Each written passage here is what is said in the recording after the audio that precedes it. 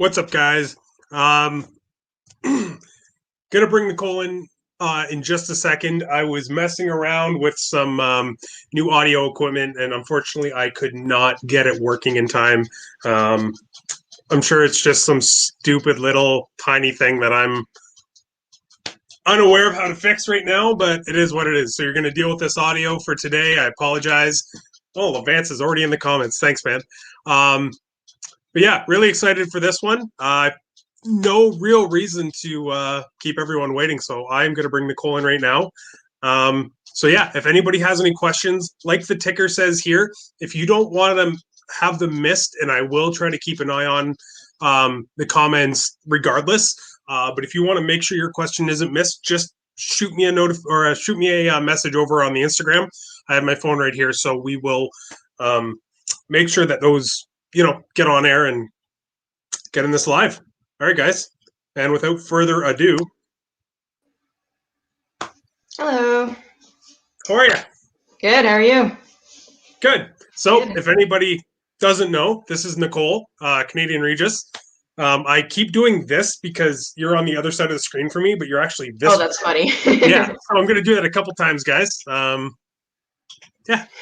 Keep the making fun to a minimum if you can.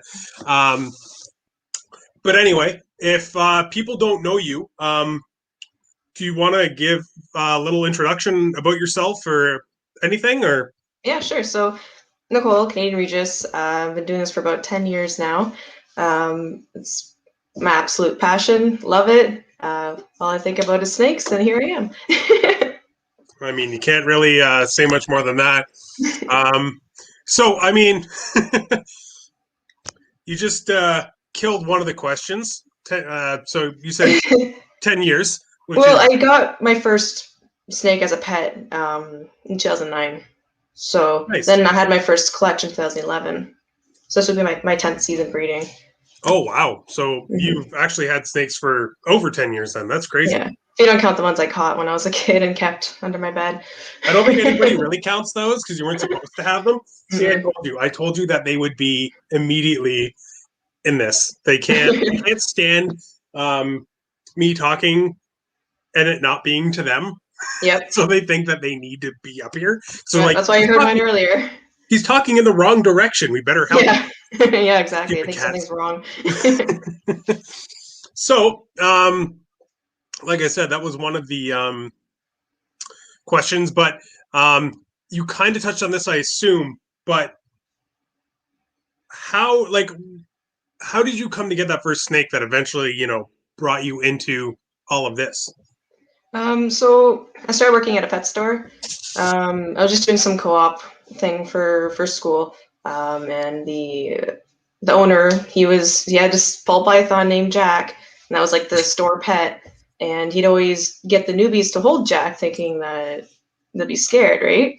So he's like, "Here, hold this," and I'm like, "Okay." And I just fell in love. Absolutely fell in love. I didn't really know I wanted one as a pet until then. So then I started looking. I just Googled, and I saw the morphs, and I was hooked right away. Just hooked.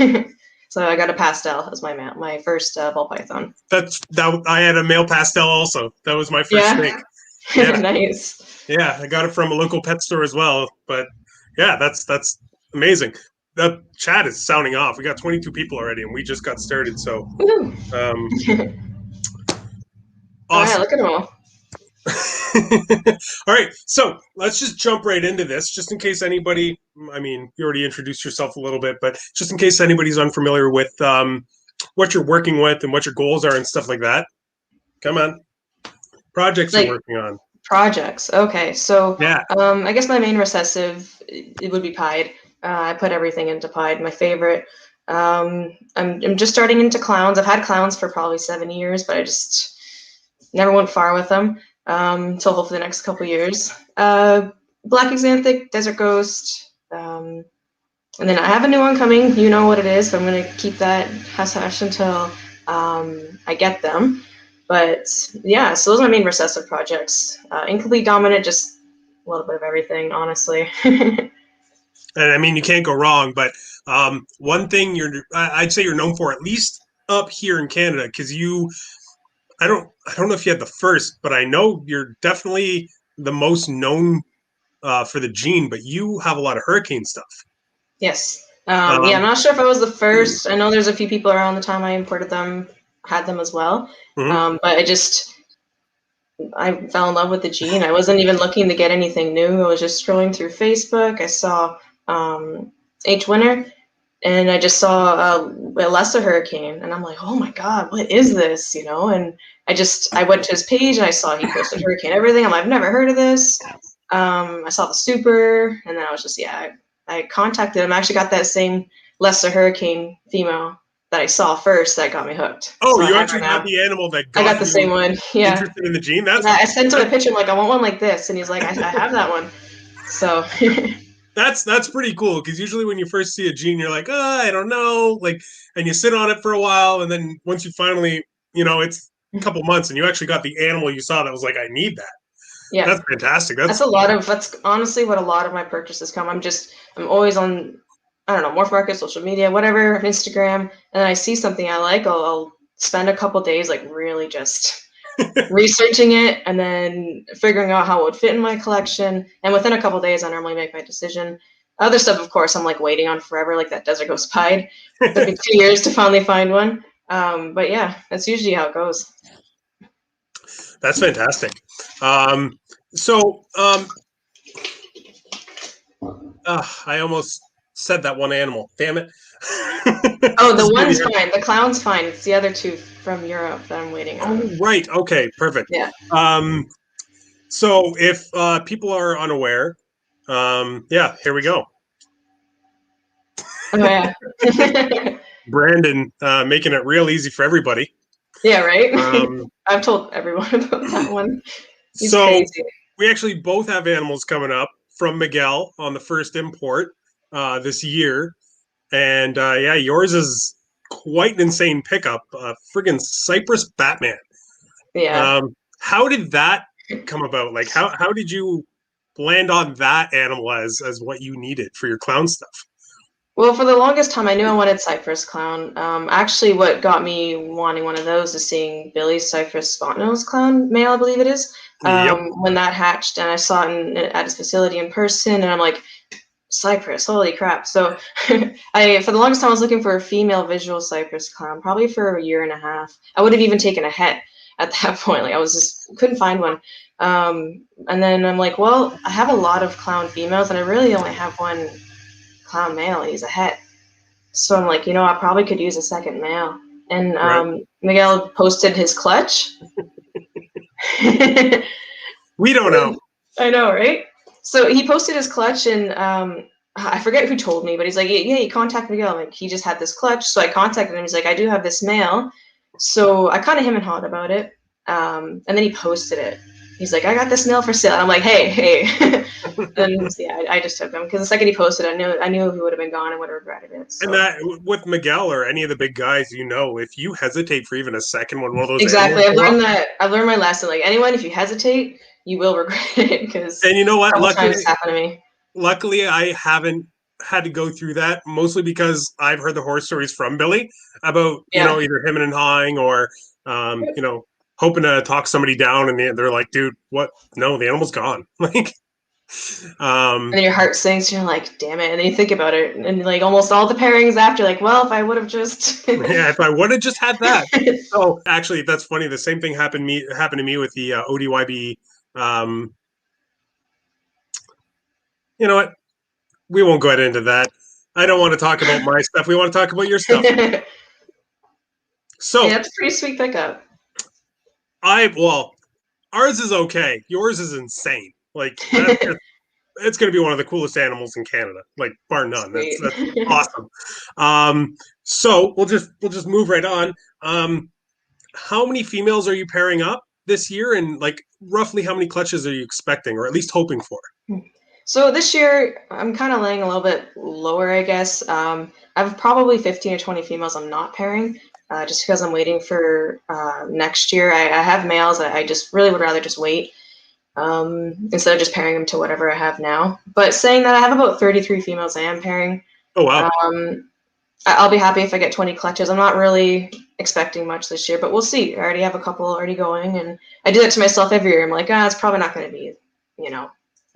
And then, it just all starts to happen. So Yeah, the babies start coming, and then they don't stop. I said that last year. Like I didn't think, and then I had 29, which is I only bred 30 or 32 females, and I had 29 wow! clutches, and I just was not expecting that. Yeah, talk about a yield! Holy crap! Yeah, it was pretty good. That's fantastic, and you had a great year. Like you made some It was incredible crazy. stuff. Like I just, pairing what I like, and it's almost like it's weird. You don't really expect it till it comes out of the egg. You're like, oh wow, that was what I was shooting for. Holy crap! Didn't think it was gonna. I thought I was gonna hatch a bunch of pastels. Yeah, it's super funny too when something comes out of the egg that like you knew you had a chance of hitting, but you never in a million years actually thought you'd make. Do you know what I mean? Like it comes out and you're like, I made this. Exactly. Like I know I could have, but I did it. It's like you don't realize till it comes out of the egg. You're like, wow. Yeah, that's pretty neat. It's funny. We had a really I don't want to say really simple, but a fairly simple male last year that I mean most people wouldn't really shake a stick at, but we hit an ODYB leopard pastel, and I think it's lesser het clown male, and it's nice. wild looking. Powerhouse. Absolutely, but I never thought for the pairing I was doing, which was leopard past a lesser clown to an ODYB. She's actually right here. I was just hoping for some, orange dream, yellow belly, het clown whole packs, like females. Right. I was just like, you didn't think about everything else. Awesome females, like that's all I want. And that male popped out, and I was just like, if you would ask me at the beginning of the season if I was going to hold back a het male when I have multiple visual clown males, like either breeding or growing up, I would have told you no fucking way. This thing crawls out of the egg, and I was blown away. Just insane. So, that's one of the coolest things about this hobby. Like, you think you know what you're expecting until you actually see it. Yeah, it's so exciting. It's just it never stops. It never levels out. It's just you're thinking about pairing, and then you're thinking about ovulations, and you think about eggs, think about hatchlings, and then it starts all over. Mm-hmm. It's never boring. That's for sure. Yeah. So, do you have? I know there's a couple projects you're working on that obviously have some length to them. Let's say, but what are your goals for the next 3 to 5 years? Like, if everything goes as according to plan as possible, what are you hoping to be producing in say 3 years? Probably, I don't want to sound too optimistic, but hopefully next year I'll start getting maybe triple visual recessives. But to be more realistic, that'll probably be closer to 3 to 5 goal. Oh, nice. So right now I'm working on black axanthic, desert ghost hypo. I got a 1.4 group of those going right now. 1.4? Yeah. My females are already 1,000 grams from 2020 already. And then the male is the visual hypo, but all the females are pos het hypo. So we'll see, but it worked out in my favor. I proved female hypo, het hypo, last year, which worked out. So desert ghost pied stuff. Another project, again, I'm just going to wait till I get them before I talk about them. But that's a recessive, which I'll put into another triple recessive with the desert ghost pied down the line. That's nuts. So those are the longer things that I'm working on right now. Hypo pied 2 down the line. I'm just starting on that one right now. Yeah, we have the clown pie clutch that we kept back that are all 50% at hypo. So hoping to go hypo clown pie in a couple of years. Nice. I mean, knowing our luck, none of them will prove out head hypo. But honestly, I don't really care. That we made them for the double head clown pie, and the Mhm. pos head hypo is just a bit of a bonus. But we'll lean into it a bit harder moving forward because we picked up with Billy that hypo ultra pied male. So Oh yes, I still have that picture saved on my phone. That is like that is I save every photo I find inspirational, and that is one of them. That is one of the nicest looking snakes I've ever seen. it was funny because Billy was talking about getting it, and then we kind of were bugging him to let us take um, a powerful breeder male that he has because obviously it's Billy. He has a bunch, right? Yeah. And we weren't being too specific. We were just like, we just need something else, like just sort of just to back up something good that we can kind of put to anything. If one of the males don't want to do the job, just like help us out, man. Come on. And he was like, well, I have this. He's like, I have that, but that wouldn't work for this. And well, you know how Billy is. He's always working to try and help you too, right? He's not just trying to sell you something. He's like, well, I can sell you this, but that doesn't work with what you got here. So we kind of went back and forth on it for a bit. And we just got really lucky. Billy had a bunch of purchases going on at the time, and he was like, well, if you want, take a little bit of the burden off my back. We can go 50-50 on this male. Proven breeder. He's ready to go. I think we get him in April or March or whenever the first Europe import comes in. And you guys don't have them yet. You're waiting for them. Nope.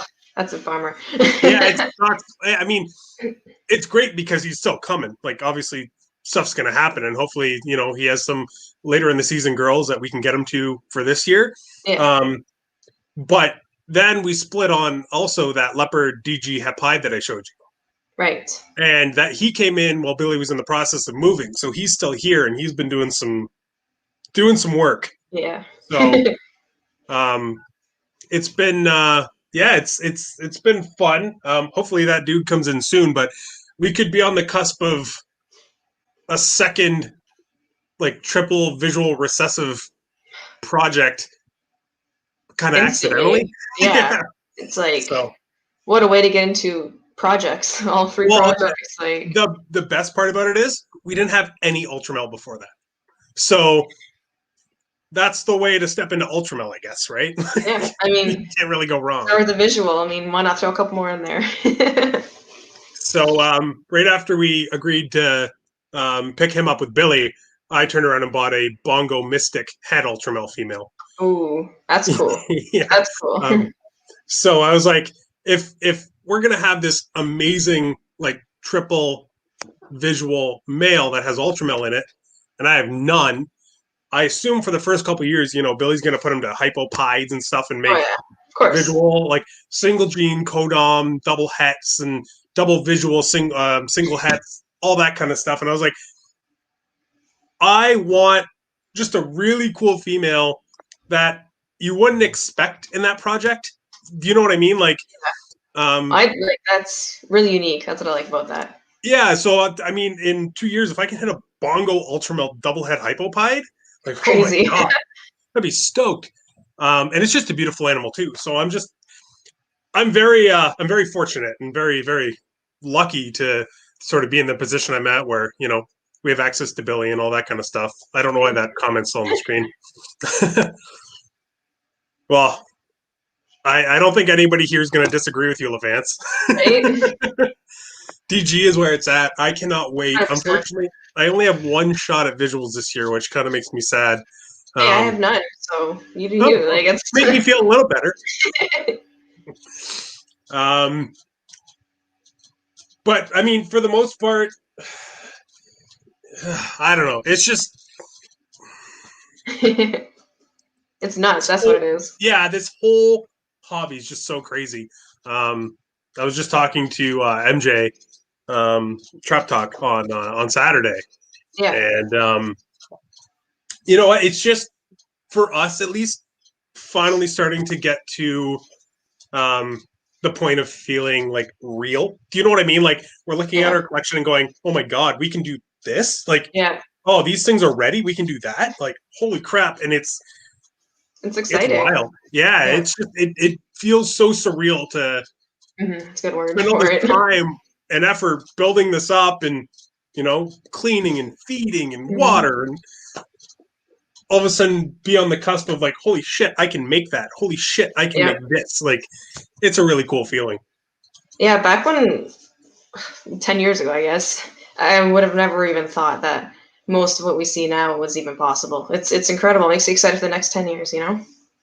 Well, it's kind of ironic because I think you got in right around the time I got out the first time because I was doing this for a little while um, back like in the late 2000s. Had Okay. a couple clutches that didn't go very well. Uh, had a um, had a buddy in the city here who did it like not as big as me and Nick are right now, but like a little bit smaller. I'd say he probably had like 25, 30 adult females and stuff like that. So I'd always go help him out and it kind of slowly oh, Billy wasn't gonna let that one go. Don't worry, Billy. It's the same thing. Oh, he's gonna pick a fight with you. um but yeah, it's just the hobby was a little bit harsh back then. So um when I got out is I think when the hobby really started to shift. I don't know if you experienced the kind of bullshit part of the hobby that was a few years ago when all people did was try to bury everybody else. Oh yeah, that happens all the time though. I still see that today. Well, absolutely. I mean, you're going to get shitty people in any hobby anywhere, but um, what I meant was before that's basically all the hobby was. Like you couldn't find somebody to actually help you. It was just everybody Yeah. was trying to protect their back and make sure you didn't make what they were trying to make. Like it was Mhm. just bullshit, right? And it was one of the reasons I got out. And then to come back in and to see the stuff Billy's making and Justin's making and Ozzy's making, and even the shit you're making, like you're making some of the nicest animals in this fucking country. Oh. Um, well, it's true though. Like that what is he? Pastel Phantom Freeway? Am I missing No, one? the orange and black one. Which No, one? what's the mail you bought from Billy? Leopard Phantom Freeway. Leopard Phantom. Thank you. Mhm. Sorry, there was a pastel leopard Phantom Freeway. Oh, I didn't get that one. That was That's someone else what I got was. that one. Yeah, Yeah. that's what I was thinking of. Sorry. It was a leopard. I couldn't remember for some reason. Um, but like some of the animals you've made with that thing, like he's only been Oh, breeding for you what last year? Like, did that's he just it. start It last took year? him. Yeah, I mean, I was kind of angry with him. The guy wouldn't breed, but he sure made up for it last year. Yeah, 'cause it was really funny because it was I think around the time I first started working for. No, I think it was a little bit after that, but that was when he hit those animals. It was And then, incredible. I saw that. I'm like, I need that. Like, and then when I found out you were buying it, I was just like, oh my god, that's going to be nuts. And then for you to do what you did with him, and you haven't even tried to prove him out yet, like oh, I can't wait. I'm if he proves and all your holdbacks are all of them 50% are match, I'm impossible going to hit. start harassing you nonstop for something. Um, but yeah, no, I genuinely meant that though. Like you are easily, in the top 5 of people in Oh, Canada just with the man, crazy crap thanks. you're making. Um, and that's a really I don't want to say prestigious, but it's Feel very humbled. Thank you. Would never in a million years. I'm just making what I like and doing what I love. You know. but that's a testament to um, everybody's advice of just make what you Mm. want, all that kind of stuff, right? Yeah, Because don't worry about, you know, I love what I him. think a I lot of love people Justin, hear, but don't worry about his making. Just do your own thing. it's absolutely true, but I think a lot of people hear it all the time, but I don't know if people really believe it. You know what I mean? They hear a Yeah. lot of people like Billy and anybody that It's does because we've these, done it though. We've done it, so it's like do it. but when you hear those bigger guys that are making some of these things that you know Yeah. none of us could dream of making in the next 5 years, saying, "Oh, just make what you like." It's like that's I kind of know. hard when we're also trying to deal with what you're making and then the jeans that are, all of a sudden more expensive or less expensive because of what you're making. So it's just really hard. But when you actually have somebody that's just like, I've been doing this 10 years and all of a sudden I'm hitting all this amazing shit and I don't give a fuck what other people think about it. I just like it. Yeah. It's really cool to hear. And that's not saying that obviously Billy or Justin or Ozzy wasn't doing that at some point, because all of them were at some point in their career. I guess it's a career for those guys of breeding ball pythons, but it's hard to I don't want to say it's hard to believe them, but it's different to hear from somebody a little less massive, right? I get it. I've always said, because I feel the way too, there's a fine line between being motivated and being discouraged. You got to keep pushing towards being motivated when you think about that. And that's what I do with myself. It's like I see the stuff that Ozzy, Justin, all the big guys, I'm just like, man, I'll never, but it's not about catching up. It's like I keep trying to tell myself, it's like I got to think about what I have and how far I've come and just keep going. If it's what you want to do, it's just keep going. That, what, that's a great motto. Like, motto. I don't know why I didn't say the whole word. Don't worry about catching up to other people. Yeah, you never will. There'll always be someone who's better or doing more or whatever. Not only that, but that also means you're always chasing somebody. Right, and there's no room for uniqueness that way. Yeah, don't chase other people. Every person in this hobby, and this is maybe something that doesn't get said enough. Every person in this hobby sees other people's steaks and goes, "Oh fuck, I wish I could have made that." But that doesn't mean you have to then make it. Make something that inspires you. Like be like, "Oh wow, I made that. Let's make more." Yeah, well, and the thing is, it doesn't hurt to use that stuff as inspiration, but don't use it as the Bible. Don't see a comment that Justin just made and go, "Oh fuck, I need to start working towards making that." Mm-hmm. Take what he's made, but put your own twist on it. If you want to make that, make something better, or at least try to, because that's how these bigger guys. Yeah, exactly. But that's how these bigger guys make these amazing animals. They take inspiration and they take little bits and pieces from what they see, and they put it together in unique ways, and all of a sudden these incredible things pop out. Yep. Don't go chasing what they made. Make your version of that. Make other people look at what you made and go, "Holy fuck!" Yep. Think outside the box too. Like just do something you like and add it to something else you like, and maybe you'll be the first person to make something incredible. Like it's they had visions years ago too, and now look what's happening. So and you know what? It's just so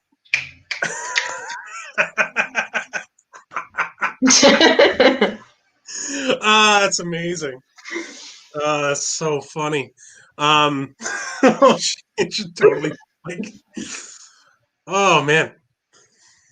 Oh, Billy, fucking guy. That's Tony great. just knocked me off my train of thought there. Yeah, but you know what? Like guys like Levance too. Like some of the stuff that's coming out of some of the people out there. Like we all have. Sorry, it just sounded like somebody knocked on my door, but people don't. I know. That's weird. I have a cat like knocking at my door. Huh. Maybe somebody's just bashing something around outside the door. Sorry about that. Just lost my train of thought again. This is a great interview. I'm the best interviewer. You are. No, I'm really not. Sorry, really. If anybody has any questions for Nicole, feel free to drop them either in my Instagram inbox or on the comments, because it seems like they're calm enough that I can sort of keep up with them here. So if it's easier for you, just drop them in the comments here and I'll throw them up on the screen. But other than that, is there any genes that right now you have your eye on that you haven't really pulled the trigger on yet? Like, is there anything that you haven't fully made a decision on? Yeah, I am following, looking at white lace. I do really, really like what that's doing. I just haven't found the right animal to add yet. It's one of those things where when I see something, I'll know and I'll grab it. Bambino, very interested in that. Very. Me and also, too. Oh my god. Cosmos, which is a little similar to Bambino, I guess. I don't think I've seen that one. I haven't seen much of it either. I saw a post someone made it with clowns. Foster, actually, I believe, is the person who showed me that. It's really interesting. Really interesting. Definitely something you should look genetic into. intuition. Yeah. I'm gonna take that off the screen now. it's a new gene that's it's I pixelated. It's almost like Monsoon, but better, in my opinion, from what I've seen. I really enjoy it. From what I've seen of it so far, it's amazing. Mm-hmm. I love the color. Yeah, it's really cool. It's really cool. It really is. Now, I hadn't seen much lace in person, but Billy got, I think it was a white lace. Yes, I saw that. Belly, I think it is. I could be so wrong. Too? I think it's a pastel white lace yellow belly. Just from what I've seen in the video, that's what it looked like anyway. But I can't remember. I just remember when I did see it, it surprised me what it was. It was gorgeous. It's the same animal I'm thinking of. The one that just has the crazy pixelated belly? Yeah. Yeah. I know it's white lace and I know it's yellow belly. It might be pastel too. If Billy's still watching, maybe he can pop in. But like, I was kind of hemming and hawing on lace. I was like, oh yeah, it looks pretty cool, and like the pictures look cool and whatever. I was like, it might just be like really good photography. I don't know. And then I saw that animal in person. I was just like, what the hell? Another one I've been actually looking into is Grimm. I don't know if you've heard of that one. I really do want to get into that, and I think I'll probably get a female just to grow up and work on some supers. But what? Better than Monsoon. Wow. I'm gonna probably get a lot of hate for this, but I'm not a big fan of Monsoon. I can understand that, because I think anything that's a massive pattern mutation immediately has a split in its fan base, no matter what. It's very powerful. No matter what, yeah, you're going to find people that love and hate spider, love and hate pinstripe. Anything that's massively pattern changing, you're going to find people that love it and people that hate it. And neither of them are right. Like, I love pinstripe. I love what I love what can be done with it. And I know a lot of people that think I'm fucking crazy. A lot of people don't like pinstripe. But yeah, like you said, it's the same kind of thing. You were right. Yes. There you go.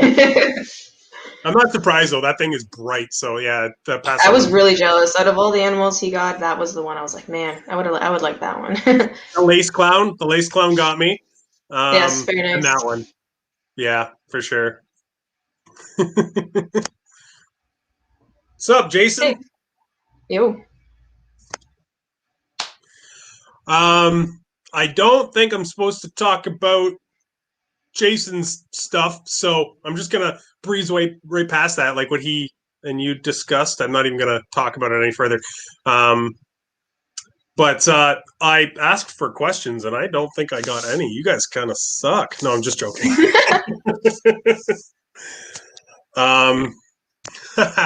Thanks, man. Yeah, this is the old style. Nice. I need to buy some of his new shirts. They're freaking cool. Oh, this is actually, I like this comment because have you seen any of the Raven stuff? Don't believe I have. No, you should look into it. There's some cool stuff. I can't even really think of a way to describe it. I would just suggest you go and there. It sounds cool. Yeah, go and take a look at it is what I was gonna say. But Sal, Blackhead Mojave. Well, I have had one lock this year. I don't think it's gonna work. The female's very small. I just paired her just to get her to start eating, which has worked. But in the past, I have gotten clutches from that kind of scenario. However, she's a blackhead enchi het pied female, and she was bred to the blackhead Mojave yellow belly. Sorry, not yellow belly. Blackhead Mojave leopard pied male. Yeah. Oh wow. So basically, super blackhead enchi pied. If not this year, I have a couple chances at it next year. So that's exciting. That's insane. I have blackhead pied females that will go exclusively to my desert ghost pied male. That's my number one goal with desert ghost pied is blackhead desert ghost pied. So that's so crazy. Yeah, and I have I think 4 visual blackhead pied females that would eventually go to him. So that's exciting. God. I was excited to have that one that I got, and you have 4 of them. Jeez. I know I got really, really lucky with that this year or last year. It was just, yeah, definitely. But Super Blackhead with Enchi is probably my first goal, something I'll hit the soonest. I'm going to go back to that question really quickly. I'm just going to pop that up. Anna, thanks for stopping in. Apparently she's in love with your animals. Aw, thank you.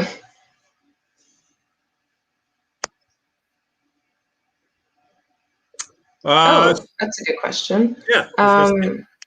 Well, I remember this clearly because it is kind of a sad story, but I'll tell it because it taught me something, so maybe it'll teach you something. My first real dream goal to produce was a queen bee. So I actually did end up doing that in 2012. Was my first shot at it. I bought a butter spider male from Mark Mandick, bred him to a pastel female. I drove to London to pick up. She was already a proven breeder. They bred. I ended up cutting the eggs, and the queen bee male did not make it. So I was still new at it. It was only my second season. I had a cooler incubator that was like, just one tub cooler incubator. I figured out that one side was colder than the other, and I ended up cutting the egg that was on the colder side. It was only incubating at about 87. So I just chalked it up that I just cut them a bit too early, and I was not experienced. And yeah, that really was just such a lesson. Of course, it was that one. At the time, I don't want to put money on it, but at the time, like those things are selling for like $3,000. That was huge in my second season. I would have kept them anyway, but it was just such an eye opener. And I don't cut. Like unless most of them have pipped, I just let them do their thing. And I mean, I don't blame you for not cutting after going through that. I actually had a similar thing happen in my first season. I borrowed. Well, I shouldn't say I borrowed because we kind of bought it together. But a buddy of mine, the same one I was talking about earlier, that lived in the city here, we split on a Woma fly, which at the time, this is like 2009, a male Woma fly. I think we paid like $1,800 for it or something, or like 15. Like it was fairly expensive at the time. For me, that was a lot of money. Half of that for a snake was a lot of money. And I put it to a pastel het hypo, I think, because I had no hypo stuff. And in the clutch, I hit 3 out of 7 eggs, super Woma flies. Wow. Which I was thrilled about. Yeah. But this was back when nobody really helped anybody. And I incubated them in really shitty containers, and the eggs were super desiccated, and they all came out but one. And of course, it was one of the super Woma flies. That one died before it came out, and then the other 2 passed away before they shed. It's always the best ones. They weirdly enough, the entire clutch just didn't make it. So I don't know if it was just a genetic defect in the female, and I was being too hard on myself, or if it was indeed just shitty incubating. But yeah, same as you. Like those animals would have been probably 3.5K animals at the time, and just watch them pass away in front of me. My second clutch ever. Just it's brutal. Devastating. But you must have learned something from it, right? And that's what matters. Take something. Exactly. Yeah. So that's the thing too, because people are like, oh, well, I don't know what I'd do if I had to deal with that. Like, you just deal with it and make sure you don't mess up again. You will mess up again, but hopefully for a different reason next time. Don't ever think you'll stop messing up. Just hopefully don't mess up the same way. Exactly. And if you're not doing it that way, then you're winning, in my opinion. So. So there was. It was from Jason, because I didn't know if I was supposed to bring him up or not, but apparently it's cool. So. Yeah, he's doing really well, eating, growing. Hoping to start shipping again in March, so just a little bit longer. How that came from that same male, right? From Billy? Sorry? That his animal came from that male from Billy. Oh right? Yeah, all my freeway stuff. Just I didn't have anything until him. Oh wow, I didn't realize he was the only freeway It was the only three-way I had. He Wow, produced you did all that with everything. one male this year One or male. last year? Yeah. Holy crap, that's crazy. Nikki got me 6 or 7 clutches, and one female laid 11 eggs. Like, it was just, Oh, wow. it was just, I had a lot from him. See you later, Billy. Thanks for stopping in, buddy. Hi, Billy. See you Monday, man. Oh, man. Yeah, that's just wild. I just, well, we were talking about it earlier. I just got my friggin' Cornell's World Incubator in. Mm-hmm. So, Did you plug it in yet, or? No, it's, hanging out. I'll get it going. I gotta do a bunch of stuff in here first. I have some hedgehogs that I gotta move, and then I gotta find a place to put my incubator that's up here once I finally set that one up. Like, it's like exciting. A day's worth of planning and screwing around in here before I can get it set up, unfortunately, but I'm just happy to have it because I'm still probably 2 weeks out from my first like real clutch of the year. 2 weeks? Yeah. Kind of close. Oh, I guess it really wasn't your fault though, huh? Nope. I haven't turned mine on yet. I was supposed to have it at the beginning of December, so yeah. But it is what it is. And worst case scenario, like once I boot that up, if I'm having issues with it, this thing still works, and it's worked great for me for 2 years now. So hold on to it for a bit, that's for sure. I'm not too concerned, but it will definitely be nice to have because this thing I think I can fit 4 clutches in comfortably. Yeah, I can fit 4 clutches in comfortably. And then at one point last year, I actually had 5 going, and I had to like jerry rig a way to make it work. Take 1 egg from the clutch and put it in each box. That's what I probably would have done. Weirdly enough, the 5th clutch was mostly slugs. I got weirdly enough, I just keep this thing on hand. I showed it off on so many lives. This little tiny ass egg. I don't know why I still have it, but I got 2 boob eggs, 1 good egg, and then the rest were slugs. Yeah, sucks. 100%. But the weirdest part was it came from a female who completely slugged out the year before. So I'm starting to think, or I was starting to think, that she just couldn't lay, or there was something wrong with her, right? So I figured I'd get, probably the 1 good egg to hatch, and then the 2 boob eggs would likely just pass away because the boob part of the egg was so big. I didn't think either of the sinks would have any room to develop. Well, the good egg died immediately. Okay. And the 2 boob eggs looked good for a while, and I was like, oh shit. But what I ended up doing was I took a smaller container and kind of screwed around with it and, used press and seal because I never use press and seal. I don't like it. I don't want to use it. But I took a smaller container than I usually use. And I incubate with sponges. That's all I ever use. I didn't use vermiculite. I actually hate vermiculite. Me too. I just my OCD cannot handle. It's so messy. And you can't put it down your drain. I learned that the hard way. So much. It gets everywhere.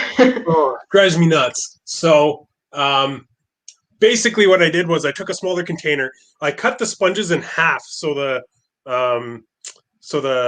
light diffuser would sit lower in the container. Right. And I put the 3 eggs in, and I actually shoved it into a shelf that I wasn't even like. I probably shouldn't have used it for incubation because it's where it's sitting. It's at the bottom. It's probably like 85 degrees. But I was like, I don't have any other. That'll work though. Yeah, I was like, I don't have any other choice. I have to make this work, right? Because never in a million years did I think last year we'd have 5 clutches on the go at the exact same time. At my place too. Like Nick had an incubator at his place going as well. So I put him in there. Good egg dies, and I was like, oh great. So then the 1 boob egg that I thought might have a chance instantly died 3 days later. And I was man. What the hell? I was like, okay, well this clutch is a wash. The last one that was this much good egg and double that boob egg made it full term. Yeah, I've hatched some like that before, like little 15-gram baby. It's crazy. I think I've showed her to you before, but it's this girl right here. Oh, she's looking good. Yeah, no, she looks amazing. But so the pairing was pastel lesser leopard clown to what we thought was just a pastel butter female. It was my wife's snake. And I think um, we found out that she's actually OD as well because That makes sense. she came from a friend of ours who got her at an expo and could only remember that she was pastel lesser. Yeah, it definitely screams Orange Dream leopard, that pattern. Well, like the striping, and it's just the color, the tail. This is not a pastel lesser leopard. I've hatched like 5 of them this year. Yeah, well, definitely Um, not. Definitely, that's Orange Dream. But the crazy thing is, I got one little tiny ass poo bag. Somehow made it full term. Not only did I get a female, not only is it het clown, I hit a leopard. I didn't hit a bell, which was I was praying I didn't hit a bell because I wouldn't be able to see anything else in it. And then also OD, like without that's amazing. knowing it. Like I just hit a 4 gene animal out of a combo. I thought I might get a, leopard hat, maybe if I got lucky. I love those surprises. Oh yeah, it's just really cool. Like I've had, I think 4 or 5 people ask me to buy her, but she's never going anywhere. My wife's named her. It's done. So yeah, it was weird because every clutch this year that I was like, I don't expect much from this, ended up being the clutches that blew me away. Yep. I feel that. And I'm not going to complain about it, but like the all the clutches I was excited for, I was like, oh, this is going to be the big one. Just was like, Yeah, that happened to me too. I was excited about a couple of them specifically, and they just were like mediocre. So what is your goal with the DG project, or just in general with DG? Desert Ghost. I seem to be focusing on putting into other recessives mostly. So I have 4 visual Desert Ghost females, proven breeders, that have just been going to other recessives. That's why I haven't really produced any visuals. I probably won't for another couple of years. But Black Axanthic Desert Ghost, again. Hypo in there just because one proved out to be hypo, so now that's in the project. Pied was pretty much it. But next year we'll be producing some blackhead, leopard, desert ghost stuff. That'll be possible het pied. So cool. I'm excited for that. Yeah. So cool. Brendan, I don't know what you're asking if it's from Grant, so can you just punch that? Not sure. Because I don't know if he's please don't say I don't want people eating my anything. Fucking Chad. You shouldn't be allowed in the chat.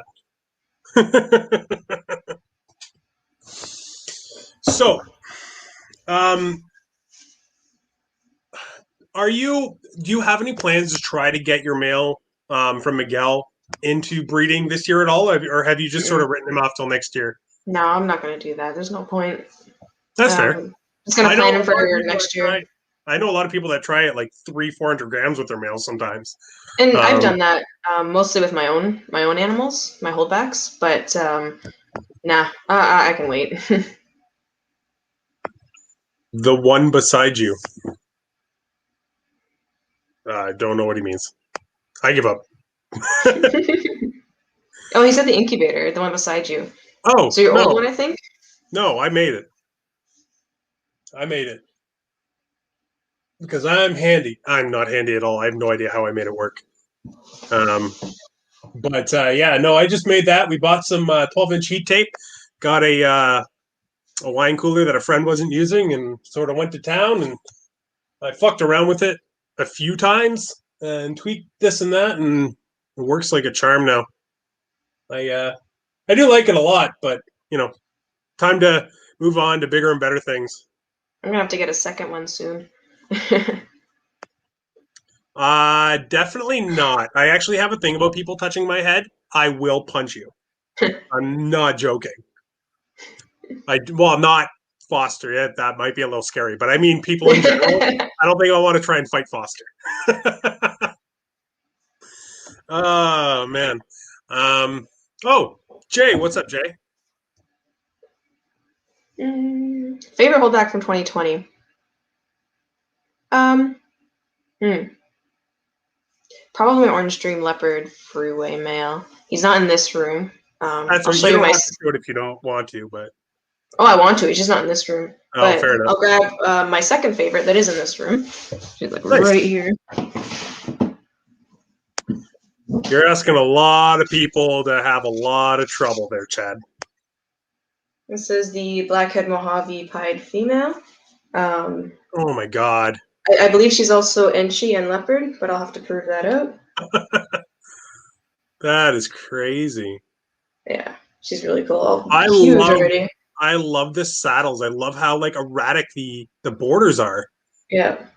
That's crazy. They're so dark too. Mm-hmm. Oh, there's a cat.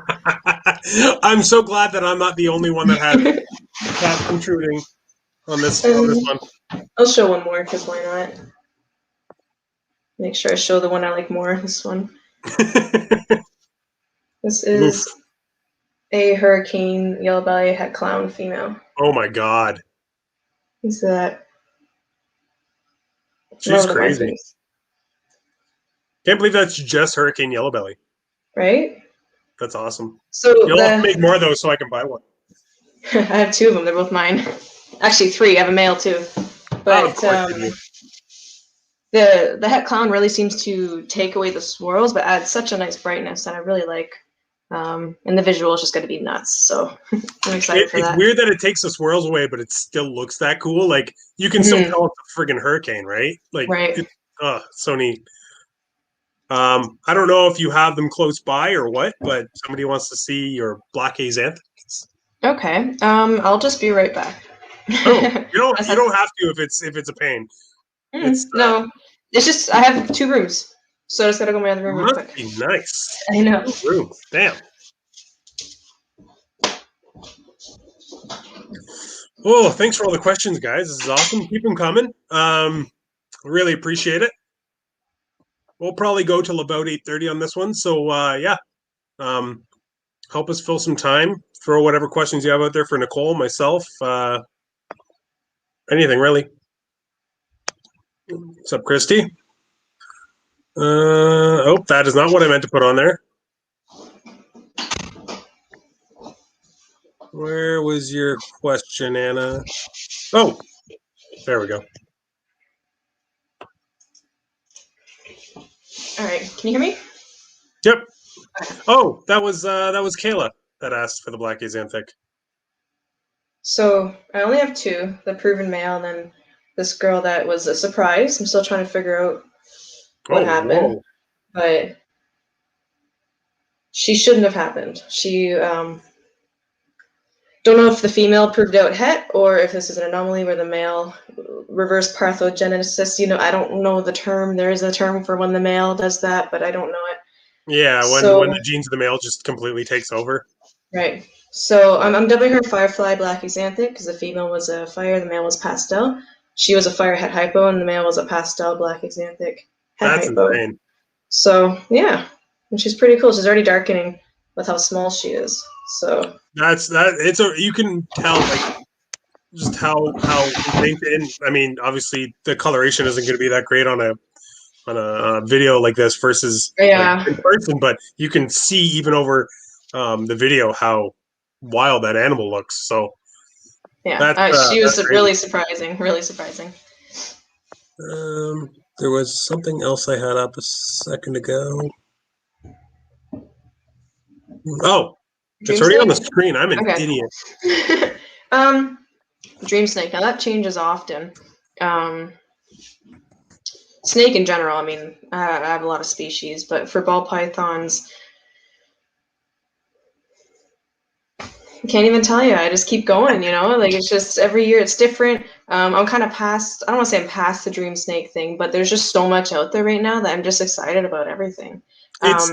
It's hard to say one animal when you're like, oh, but there's like 5 animals in this project I want to see, and there's like 10 animals in this project I want to see. I guess to give an answer, it would probably be that Desert Ghost Pied. I've been really wanting one for a while, and I did end up buying him, so that kind of answers the question. There you go. I mean, I think when you finally hit a blackhead DG Pied, it's gonna be amazing. Yeah, it's gonna be mind blowing. You're gonna have to work Enchi in there at some point because you got to bring as Definitely. much of that pattern in as you can. Mhm. Oh man. Luckily, a lot of blackhead pie stuff I've seen has been pretty low white, so I'm very excited about that as well.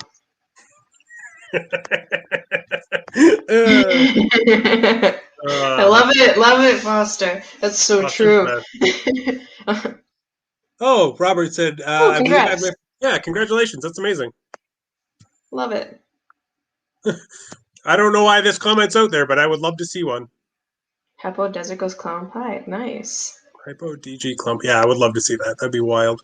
I don't even know if you'd be able to tell if it was hypo. It'd be so No, bright I mean the already. blacks would be That's faded. true. That's probably Yeah. after a while you'd notice. Yeah, that's true. As it aged, you'd probably see it. Mm-hmm. That's amazing. Oh, the chat's amazing. Right? Whew. All right, guys. Yeah. Clowns are poop. We're gonna have to kick Anna out of the chat. Oh, so do you keep up to date on like the people that are posting obviously YouTube videos and stuff like that, like Billy's and Austin's and all that kind of stuff?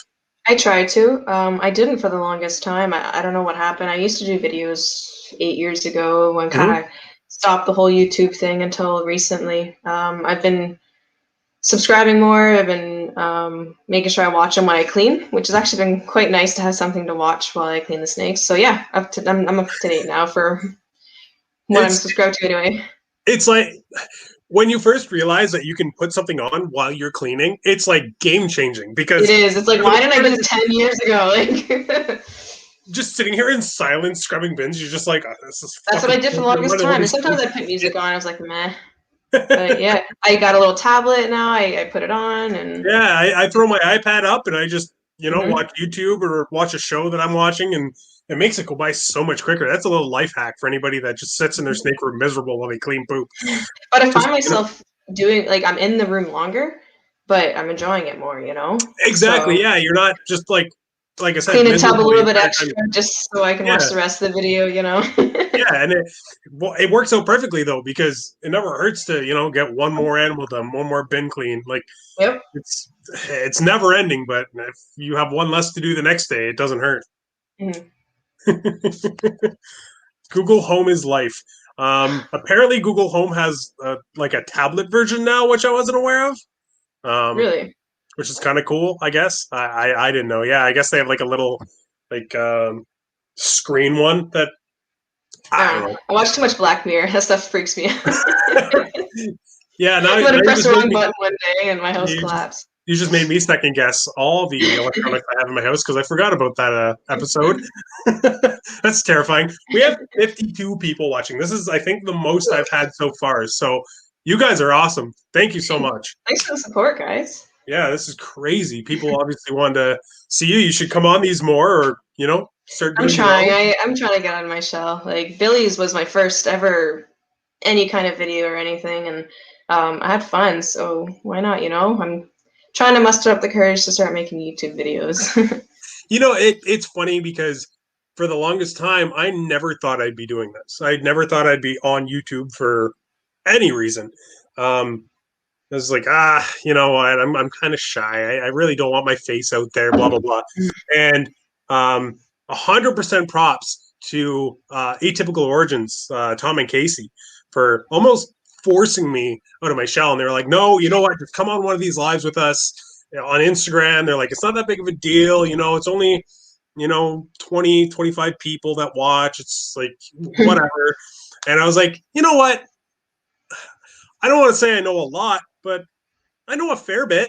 So Enough maybe to keep a conversation for a while. That's all that matters, right? yeah. Well, I was like, I don't I don't feel like I have a ton to share, but maybe even if one person hears one thing that is helpful,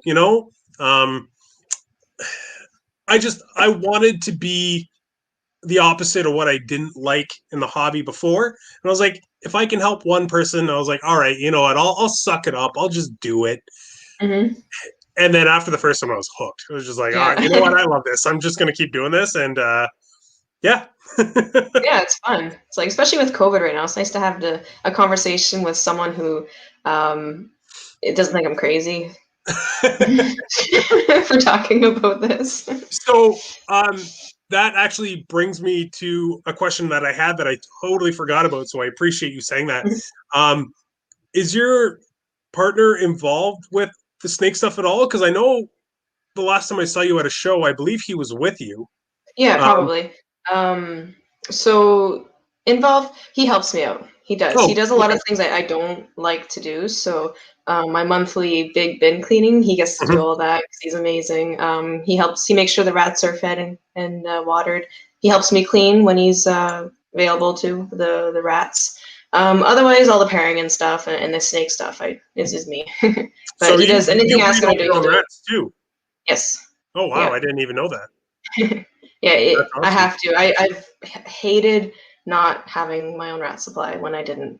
For a few years here and there, lived in an apartment, couldn't do it. Hated it. Yep, Yeah.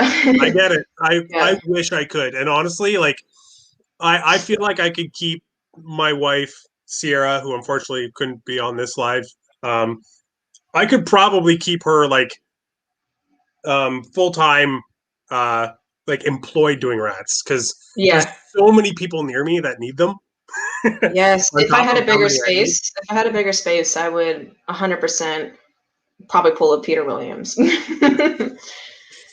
Man, so that guy's awesome. I know, right? That guy does not get brought into the conversation enough. Yeah, there seems I to. Oh, go ahead. I am not going to get into this comment. Oh. Fuck that kid. Um, Funny enough, I actually am super shy. I get very, very anxious and nervous. So, there we go. That's what I was looking for. Oh, another reptile.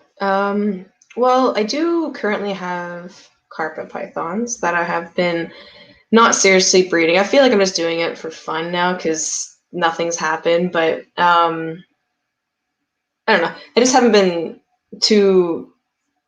I need you to make me babies, so sometimes I'll let them have some fun for the past couple of years, and I haven't actually cooled them or anything. But they're Redleys.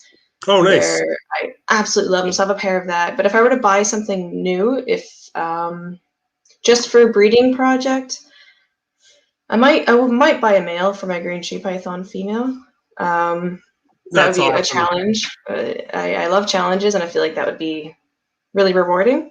So yeah, I'd probably say a green tree since I already have a female. That's funny because that's my answer. Green trees would be my answer. Yeah. We actually have two PVC cages Ooh. for green trees just sitting at Nick. His incubator is actually using them as a stand right now. Just because we got them and we had all these plans for them, and then all of a sudden out of nowhere, this all started growing, and it wasn't the right time. And I'm sure at some point we will go out and get a pair and grow them up, and maybe breed them down the line. But it's just like I I don't want to take any attention off of this right now Mhm. because I feel like this is what needs the most attention right now. Right, it's kind of Um, how I feel as well. That's why I have been kind of playing around with the carpets. If they go, they go. If not, it's not a big deal. oh, we got Chris Eaton in the house. What's up, man? Feel like we're getting all the big boys in Look, here. Yeah, this is amazing. 57 people. You guys right. are awesome. This is crazy. Oh man. What the heck? Oh, are we talking about go herping more? Ugh, ugh. I've heard stuff, but I've never actually watched. And I feel like, Don't, yeah, if I'm not going to don't, start, from don't, what don't, I've heard. don't. The only good thing. Oh, thanks, man. Friggin' Thanks. Antoine from High Desert in the house too. This is nuts. The only good thing that came out of that kid being on YouTube is listening to Kevin McCurley rip on him on YouTube. That was fantastic. Nice. I don't know what this is regarding, but apparently you do. Yeah, it's just a snake that I'm holding for somebody. He is in the other room though, so I'm not gonna go do that again. Oh, What? Yeah. Okay, I know what this. Yeah, You I know? heard about it. Okay, Yeah. awesome. I mean, if people really want me to, I will, but I would have to leave It's again. it's all right. Don't worry about it. Yeah, if you have to go anywhere to get it, let's just say we'll If you pass. want to see any adult females, though, that's what this room is. It's just my breeder females. That's the best room. Well, I shouldn't say that because sometimes opening the grow up racks are pretty rewarding. You open something that you made a couple months ago and it's like 600 grams, and you're like, what the hell? This is amazing. The best part for me is moving a female from the hatchling room up into this room. It's like, here, this is your place. This means that, you probably got a year left to go. And Mm-hmm. It was actually amazing. I had a spot-nose het clown female that we hatched in August of 2019, and I moved her into this rack in August of 2020, wow. and now she's building. So Wow, she's like, nice. yeah, she's like 19 or 20 months old, and she's like, and not just starting, like she's pretty far along. Like I was like, oh, I'll just sound her just in case. I was like, let's see, because maybe she's just starting, and I checked her and I was like, oh shit.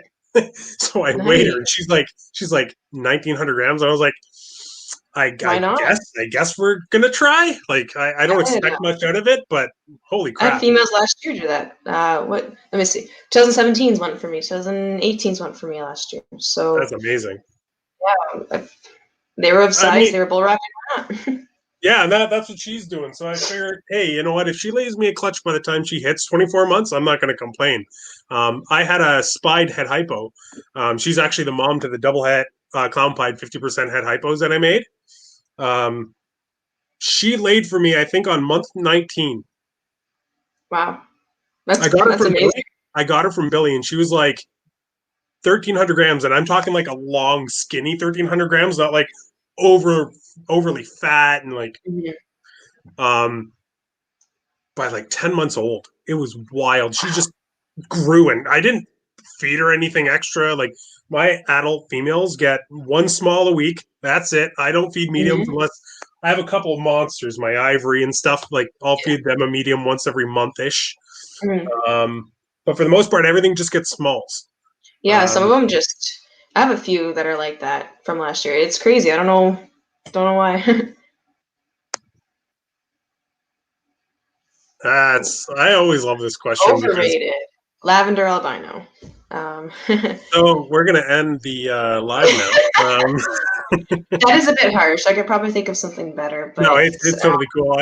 You and Peter Williams would yeah, you we've know talked about that. do Yeah, a great live together, shitting on lavender albino.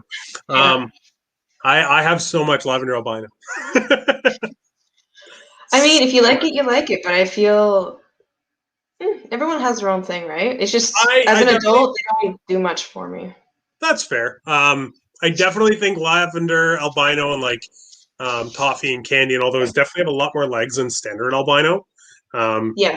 I find standard albino probably to be the most boring, like overrated combo. Honestly, if I were to pick a perfect albino, it would be a lav about 200 grams. That crisp white with the yellow.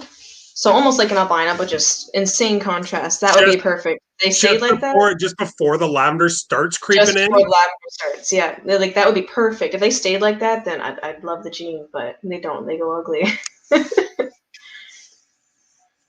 I am going to kick Brandon out of this.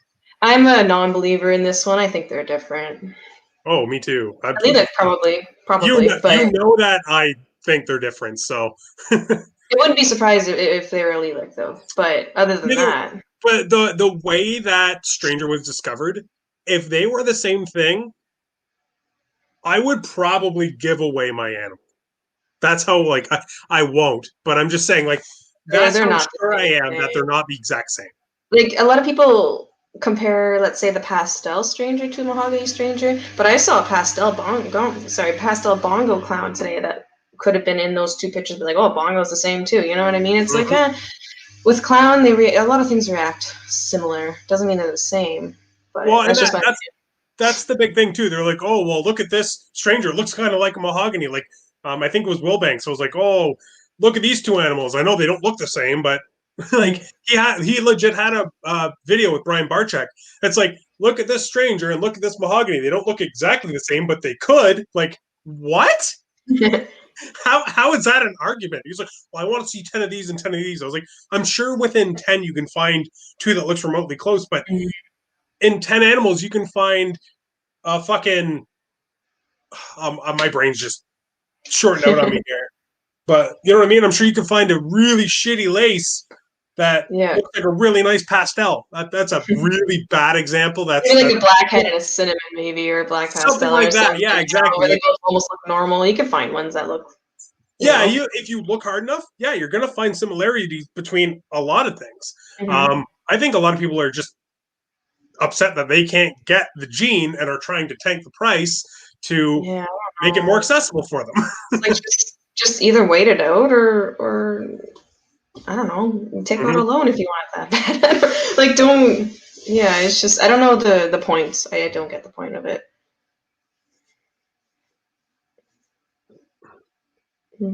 Missing out in Canada. A lot of stuff's up here now. There's a gene that oh my god, why can't I think of his name right now? He's over in the UK. Kevin, oh my god. I can't think of his Instagram right now. I'm gonna have to look it up. Like this is bad. I can't think of anything though, so you do you. I'm gonna keep thinking here.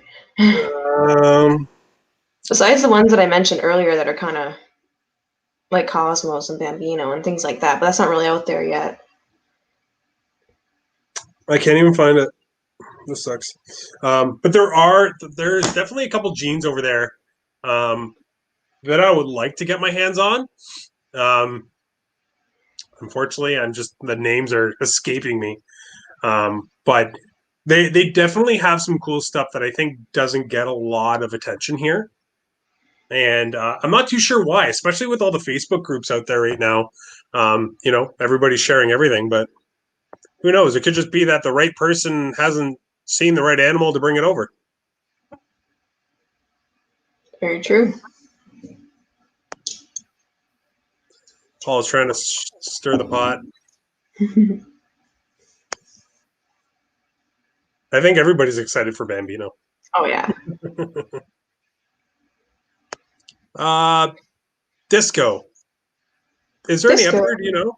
Yeah, I'm pretty sure there is. I can't think of any names, but I'd be surprised if there isn't. Yeah, I don't know. It's been around for a while, so. Yeah, it concerns me a little bit that there are people that are like, no, it's definitely the same. You definitely. Anyway. Oh well, it is what it is. We won't know till we breed, right, and make a super, and yeah, it's gonna be years before we find out. Levance, I've never even heard of Orange Bang. Orange Bang, what a name! Yeah, that's a great name. I could get behind it. There's so many like orange something now.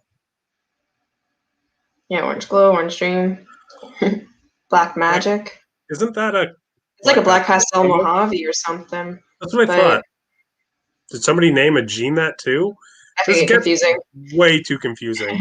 Oh, apparently it is. Oh, have you seen the Lone Star fires? Just fires? They're like their line. Yeah, like they have their own line of fire, and it almost looks like Desert Ghost. That's wild. Cool. I was just looking it up. Yeah, it's something they selectively bred towards, or something that just popped up? That I'm not sure of. I just have seen a couple examples, and they look incredible. So I'm assuming they made supers out of them, black-eyed Lucy's. I guess so. They know they're a line of fire. That's all I know. That's cool. But yeah, I definitely agree with Chad. Nowhere near enough motley out there. But that's true. I think it's very, very much because the single gene forms are so hard to tell that a lot of people aren't willing to take the risk to jump into the project. Because if you get a high expression one, you can go, oh, okay, that's motley. But some of them take 2-3 months before they even look remotely motley. So I think a lot of people are just a little wary to get into it. But That's what it is. That gene's been around for ages. It really has. It's wild to me that It it's still been it feels around. like it's nowhere, but it's been around. It's crazy. Yeah, yeah, it really is. Like I'm trying to go for. Well, I was, but he just won't lock for me. I was gonna go for a um, banana spider motley clown this year. That'd be cool. I really just want to see a banana motley clown. I think it would look wild. But yeah, he's just decided he's done. He retired. He's like, nope, no more. I'm not. He was already a pain in the ass to get locked to Ah, anything, and now he's just done. He just that won't do it. sucks. So yeah, well, we kept back 2.2 Motley double het VPI clowns. So I might Nice. just sub one of those males in for him if I have to. Yeah, So, but they're tiny, so that won't be until. yeah, next year. So this is actually funny because this is 100% right. So there's a couple markers for them. One is while they age, unlike normals, the browns on their pattern stay consistent, but there's markings on the bottom jaw, um, which I've never seen in any morph before. It's really cool, but Neat. unfortunately, people are still a little bit scared of it. Nah, that's okay. I don't Oh my need any god. bananas. Get your bananas out of here.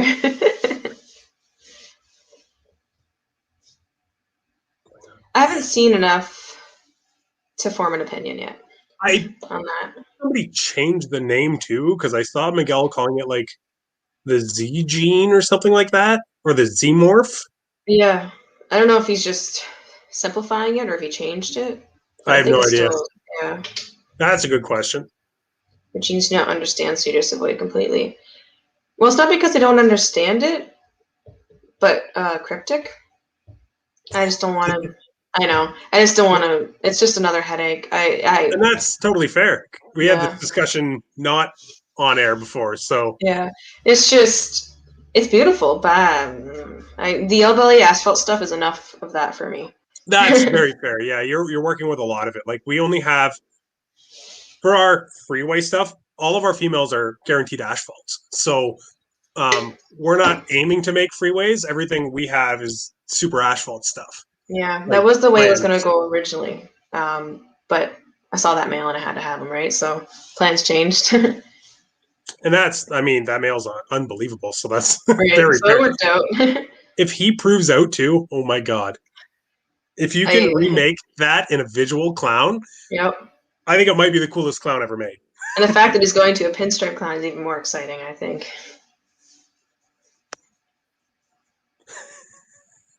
Freaking Brandon.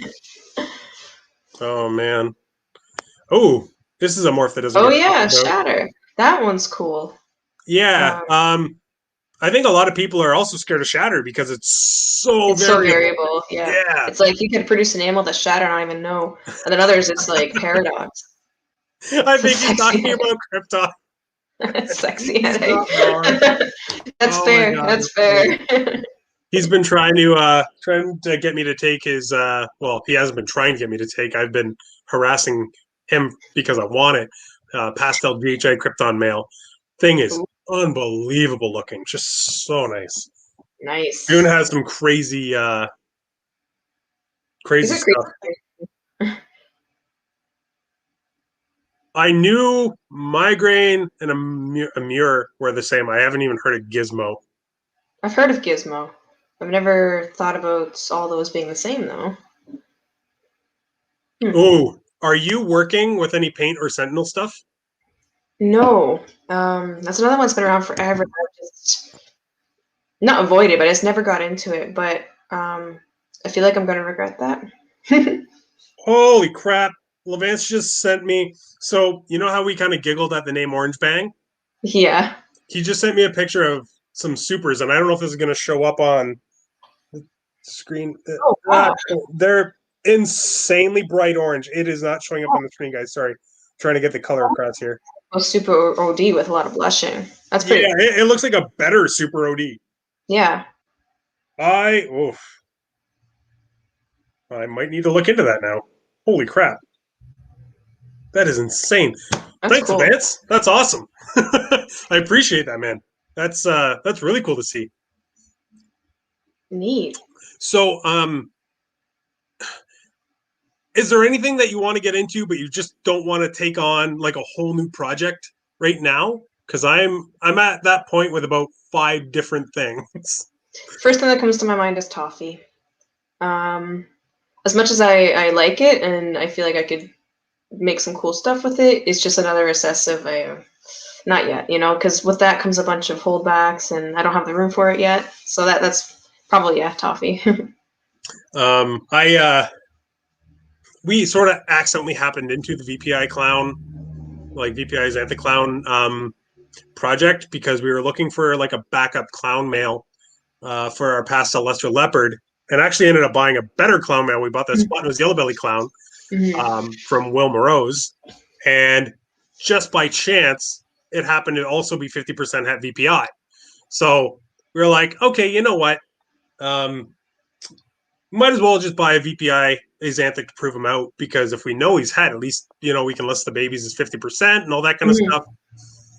But he wasn't ready in time to breed her like for the first season we had her.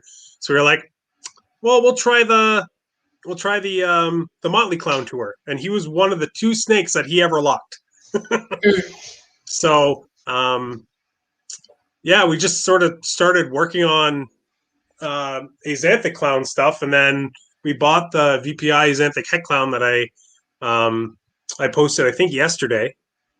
And we kind of went from like, oh yeah, we'll prove them out just to see, to oh crap, now we have another double recessive project. Nice. Could have been a worse one though. That's pretty good. Oh yeah, and you know what? Some of that, like, we started working on it, and then Billy made that leopard VPI Xanthic clown, and I was just like, oh my god, that makes me so happy I have spot nose in this project. Like, yes, spot nose is definitely a key when clown, in my opinion. It's just it adds contrast. That's huge for me. Well, not only that, but then spot nose clown, and then you add yellow belly to it. Like, yellow belly isn't that great in most clowns, but you put it into a spot nose clown, and holy crap! Like, makes me excited for next year, man. Oh yeah, no doubt. Oh man, some of the clown combos you're gonna make with that thing are just insane. Fingers crossed. Do you have any females that you held back from that male that might be ready for him, just in case your other male proves out? The freeway stuff for the Cypress male. Mm-hmm. It opens up like everything. It would be cool if the male was yellow belly, but I'd probably focus first on making freeway clown stuff. Fair enough. I don't know. I haven't thought that far yet, but I am breeding the Cypress male to yellow belly het clown stuff next year. Oh, sweet. So maybe I'll just wait for that. Maybe I'll be lucky and get a Hurricane Cypress yellow belly clown male. That's the goal. Maybe with spot nose or leopard in it. I don't care about that. God. And then maybe one of those would go to a few freeways and try to prove them out. And then I can make freeway clown Cypress Hurricane stuff. So yeah, I'll do that way probably. That's so wild. I have one shot at freeway clowns this year. Nice. But it's fully dependent on if our female proves out asphalt, because it's, I think, the only asphalt / yellow. Oh no, I have one more. I'm sorry, I lied. I have an asphalt / yellow belly hypo that I just bought from Billy because it was beautiful. It's a baby. Like, it just ate for the first time for me, but I saw it and I was like, I need to take this. God damn it. But I have a breeder asphalt / yellow belly super blade clown female. Nice. And right now she is at, because I didn't know my male was going to be ready. And of course, as soon as I brought her to be bred to somebody else, he was like, yep, now's the time. But he's actually at Mordex, Ball Python's place, who I believe you sold a couple animals to, Michelle. Yep. A few years ago. They have a super pastel leopard fire yellow belly clown male. Wow. So if she proves out asphalt, some of the freeway clowns we can make are just going to be unreal. Nuts. Yeah, I can't wait to see that. Did you see the leopard highway clown that Justin posted today? I did. I have to say, I'm not a fan of leopard in the highway freeway clown stuff. Really? I think it just makes it look just back to clown. It takes away the uniqueness that is freeway, what it does to clown. I'm going to say freeway and highway as like the same thing for now, just to, you know what I mean? But I've seen highway clowns and I absolutely love it, but leopard just brings too much of the clown back, in my opinion. I feel like it's going to like from what the baby picture looks like, weirdly enough, I think the leopard's going to have a big influence on the color of that animal. Probably. It definitely brings some blacks into play. But that's just the one gene, you know. What if we add different stuff to it? You know, we'll see. Call me crazy, but I don't like Leo and I don't clowns. like to tell people their opinions are wrong, but it has its place. It has its place. I used to say that a lot too, that I didn't like Leo and clowns, and now I'm going to buy one. It has its place. I've seen the hurricane leopard clown, and that's actually helped me decide that I'm okay with leopard and a clown, because they're just sick looking. I'm actually, well, and I told you this when you showed me the animal you were getting from Miguel, but I was never all that big on Batmans. Like, yeah, I understand why you would want them genetically, but I was like, I felt the same way. I think separately, leopard and spot nose can do way cooler stuff. But here I am, 2021. I'm breeding for Batmans because, damn it, if I could get a leopard spot nose clown female growing up in my racks, I won't complain. They're powerful for sure. But you know what? Like it's funny how quickly your opinion on something can change. Yep. When you see what other and that this is kind of goes back to what we were talking about. Like, let people kind of help inspire you to do your own thing. And I'm not doing my own thing by making Batmans, but I'm purposely making those Batmans to hold back to do other stuff with later. Exactly. Right? Yeah, exactly. You have that vision. New things are being made all the time with the same stuff. So. But I unfortunately right now I don't really have any super strong clown females that are ready to go. So I gotta make some stuff that in 2-3 years ago I made that. Yeah, definitely. Oh. Honestly, it doesn't take much. Like I have some double triple head stuff with their normals, right? And I'll open and be like, man, it's a gorgeous snake. And I'll just admire this normal, but you know. I have a male double head clown pie, 50% head hypo. That's all he is. He's one of my favorite snakes I hatched last year. Right? It's just there. Oh. There she is. Just a normal, but that's awesome.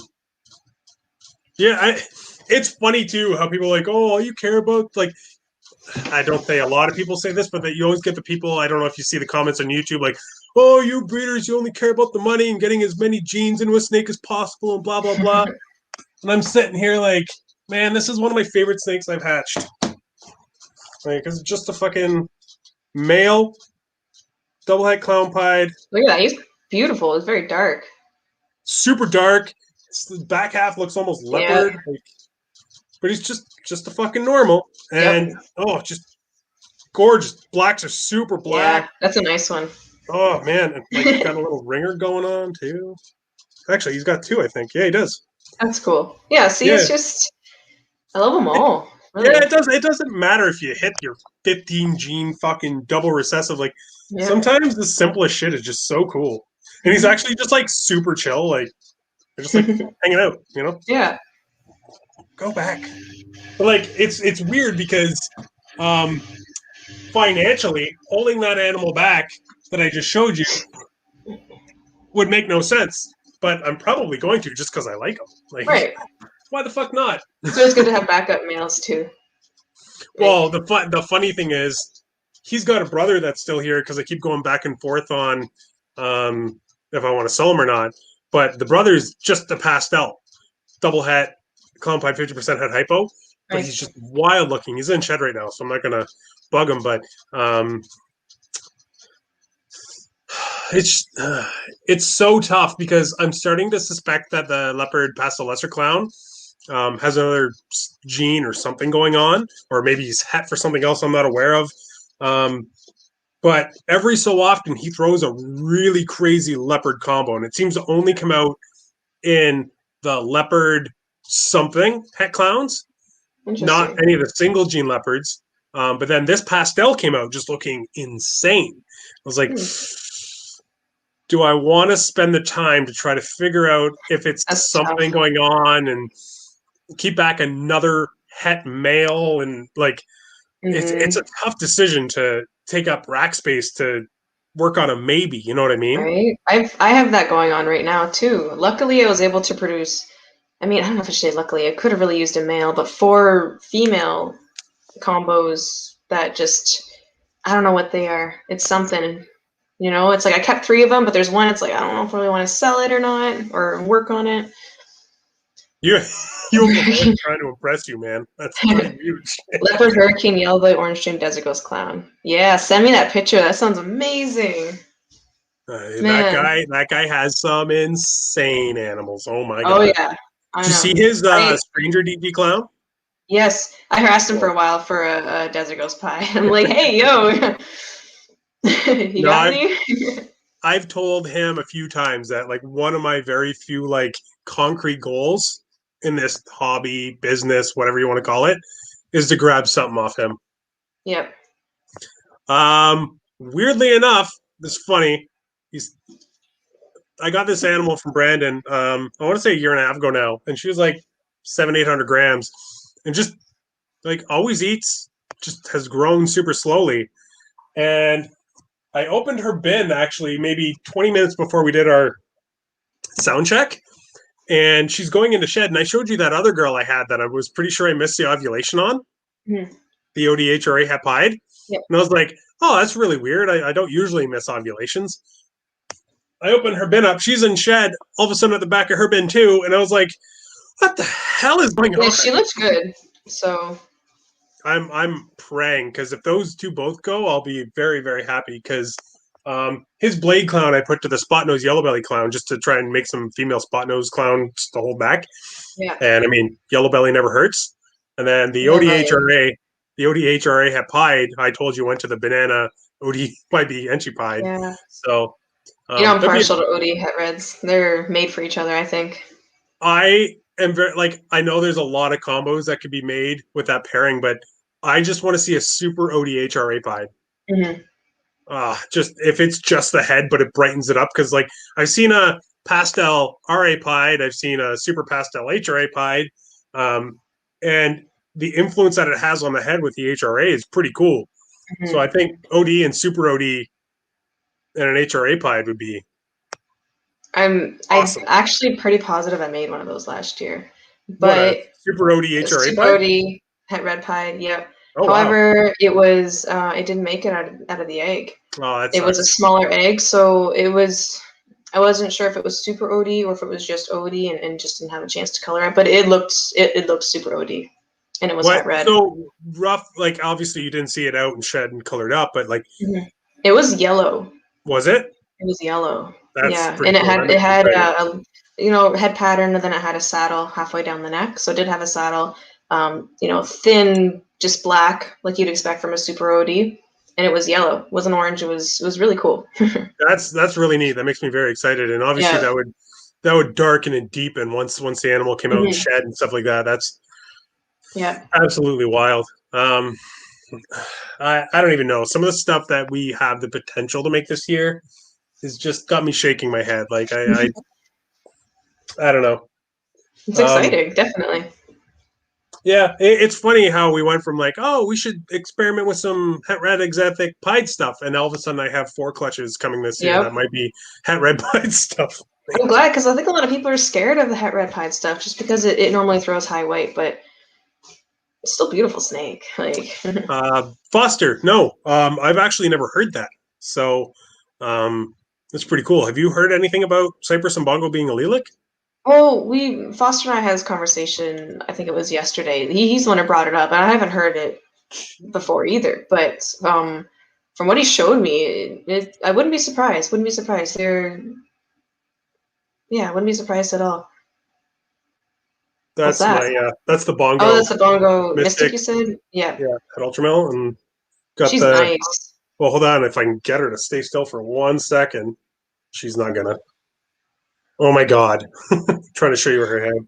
She's got. Oh, come on! Ultramel paradoxing right on her head. That's cool. I like her. That's a really good. Oh, she's one of my favorites. She came from my buddy Nathan, Sundial. Oh, really? Yeah. It doesn't surprise me with the Ultramel, but yeah, it's just. Why would he let that go? I have no idea. Um, That was a dumb decision on his it was part. really funny because it was late one night. Oh, what is going on? It was late one night, and he messaged me, and I didn't know anything about Bongo at the time, so I messaged Nick, the other half of the reptile ward, and I was like, "Hey, do you know anything about Bongo? Nathan's offering us his animal." Nick was like, "What is it?" I was like, "Oh shit!" And I told him, he was like, "We're buying it," and I was like, "Oh, Yeah, like okay." that's a crazy animal to let go. Makes you wonder what else he has that's better than that, you know? Probably a lot. I know he's like huge and ultra now. Oh man, and did you see those animals he just hit with Chris Towers? Those Yeah. Ultramel combos? Oh I my love how they're all god. spiders, the poor guy. But they're all ultra males. It was But they're a all crazy wild clutch. looking. Like for Oh spiders, yeah. they're all crazy. Hmm. If I would have had some money, I would have bought one of those. But unfortunately, I'm incredibly broke right now because we've made some rather large purchases. That's Um, a good kind of broke though. That's like a temporary absolutely, broke, hopefully. absolutely. But you know, ooh, Odie Ultramel Cryptic going to Pastel Red Xanthic. Nice. I love people working with Het Red. I'll always root for the underdog that is Het Red. Always. Yeah, I feel like Het Red's been very, very underplayed, and it's Hmm. kind of making me laugh seeing a bunch of the people in the States with all the lorry stuff be like, "Oh, it's so amazing!" Like all this stuff's already been done once. Hmm. It's the same Like thing. I don't understand why it's not more popular. Like the super is just incredible, absolutely incredible, and they age so nice. I kind of regret selling her. Dawn Phillips has her now. It's a red xanthic breeder female, Hmm. absolutely gorgeous. Like they brown. It was like a green brown as an adult. It's really hard to explain, but they're beautiful. The girl I have here that's about to lay, um, She has that green hue. You know what I'm talking about? she's silver. She actually looks Xanthic now. She's het Nice. pied, but like just I can't pull her out because obviously Yeah, don't gravity worry. and whatnot, but just easily one of my favorite snakes I have. Mhm. And the funny thing is, um, we kind of just happened into her because we made a deal where we bought some animals off Billy, and it was a big money purchase. And I was like, "Hey, man, like you're asking quite a bit for this package we're buying. Can you sweeten the deal a little bit? Like, can you throw something else in?" And he got that in as part of a collection. Of course, he throws in the het red. He doesn't like He's het like, he's red. like, He's like, he's "You like, have do you this want? trash." He's like, "Do you want this?" And we were like, Yeah. "Yes, absolutely."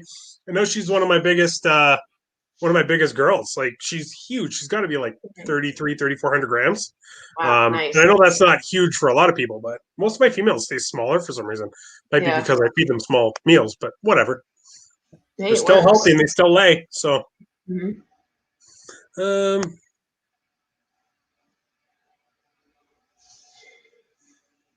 Um,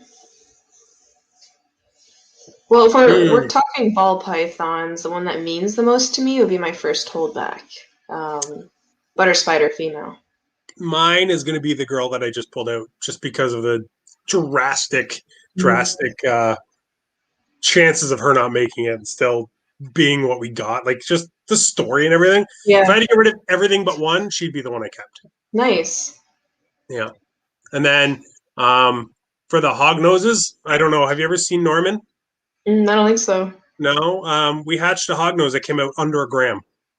Oh, wow, that's cool. Yeah, it was already a small egg, and then he hatched a week or she. Yeah, her name is Norman. Um, Hatched a week early and then was lifeless for an entire week. Oh, jeez. So she came out, she was still like attached to the egg, but it wasn't like an umbilicus. It was really weird. So I kind of cut her free and then opened the egg up, and the entire inside of the egg was solidified. And Oh. there was only enough space for the snake, and everything else was just solid. It's So amazing that she survived that. Usually, that's how you would open up a dead egg. It'd be yeah, all, and that's the thing. solidified. I think it was literally like this snake hatched early because if it didn't, it was dead. And Yeah. I have no idea how that survival instinct kicked in, but she literally came out and then acted like she was still in the egg for a week. She literally was super light, like lifeless and listless, barely tongue flicking, just sort of being there and kind of barely reacting. And I was like, oh, this poor animal isn't going to make it. The day the rest of the clutch started pipping, like a fucking light bulb went off her head. That's Fucking weird. shed out, started moving around, and hasn't stopped ever since. So Wow, that's cool. Neat. Yeah, it's great. She's taking her time to get big, but she's awesome. Like if I had to keep only one hog nose, she's it. Nice. Yeah. Yeah, my oh, sorry, I think I glitched there for a second. My, if not a ball python, definitely my female Bredli python. She's my favorite snake out of everyone. Yeah. My favorite snake, if I just had to pick one, it's probably our one big adult hognose. Her Nice. name is Scully. I love her.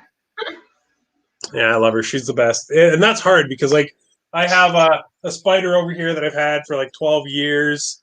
Like I kept her after I got out and just Oh sort of kept wow. her as a pet for a while. And in those 12 years, last year she gave me her first clutch ever.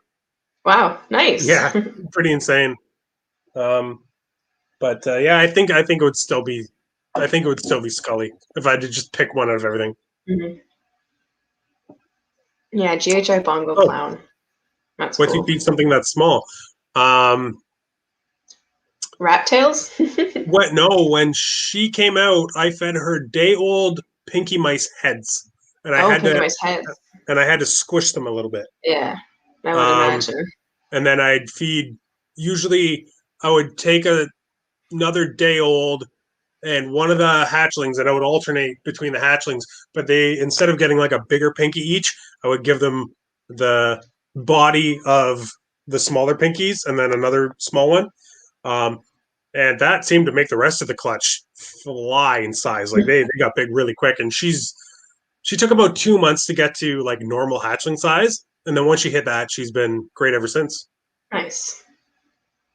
We do not have a Mulder, but that's only because the wife only chooses to name some of my snakes, and I don't know why. But it's 100% X Files reference. So, so the hognose that bit you on the live is a no go. Then, they're all really pissed off because I went through and cleaned and changed their waters right before we came on live, and they're all freaking out right now. Yeah, no, I'm not gonna pull the snow out. I'm sorry, I'm not doing it. Um,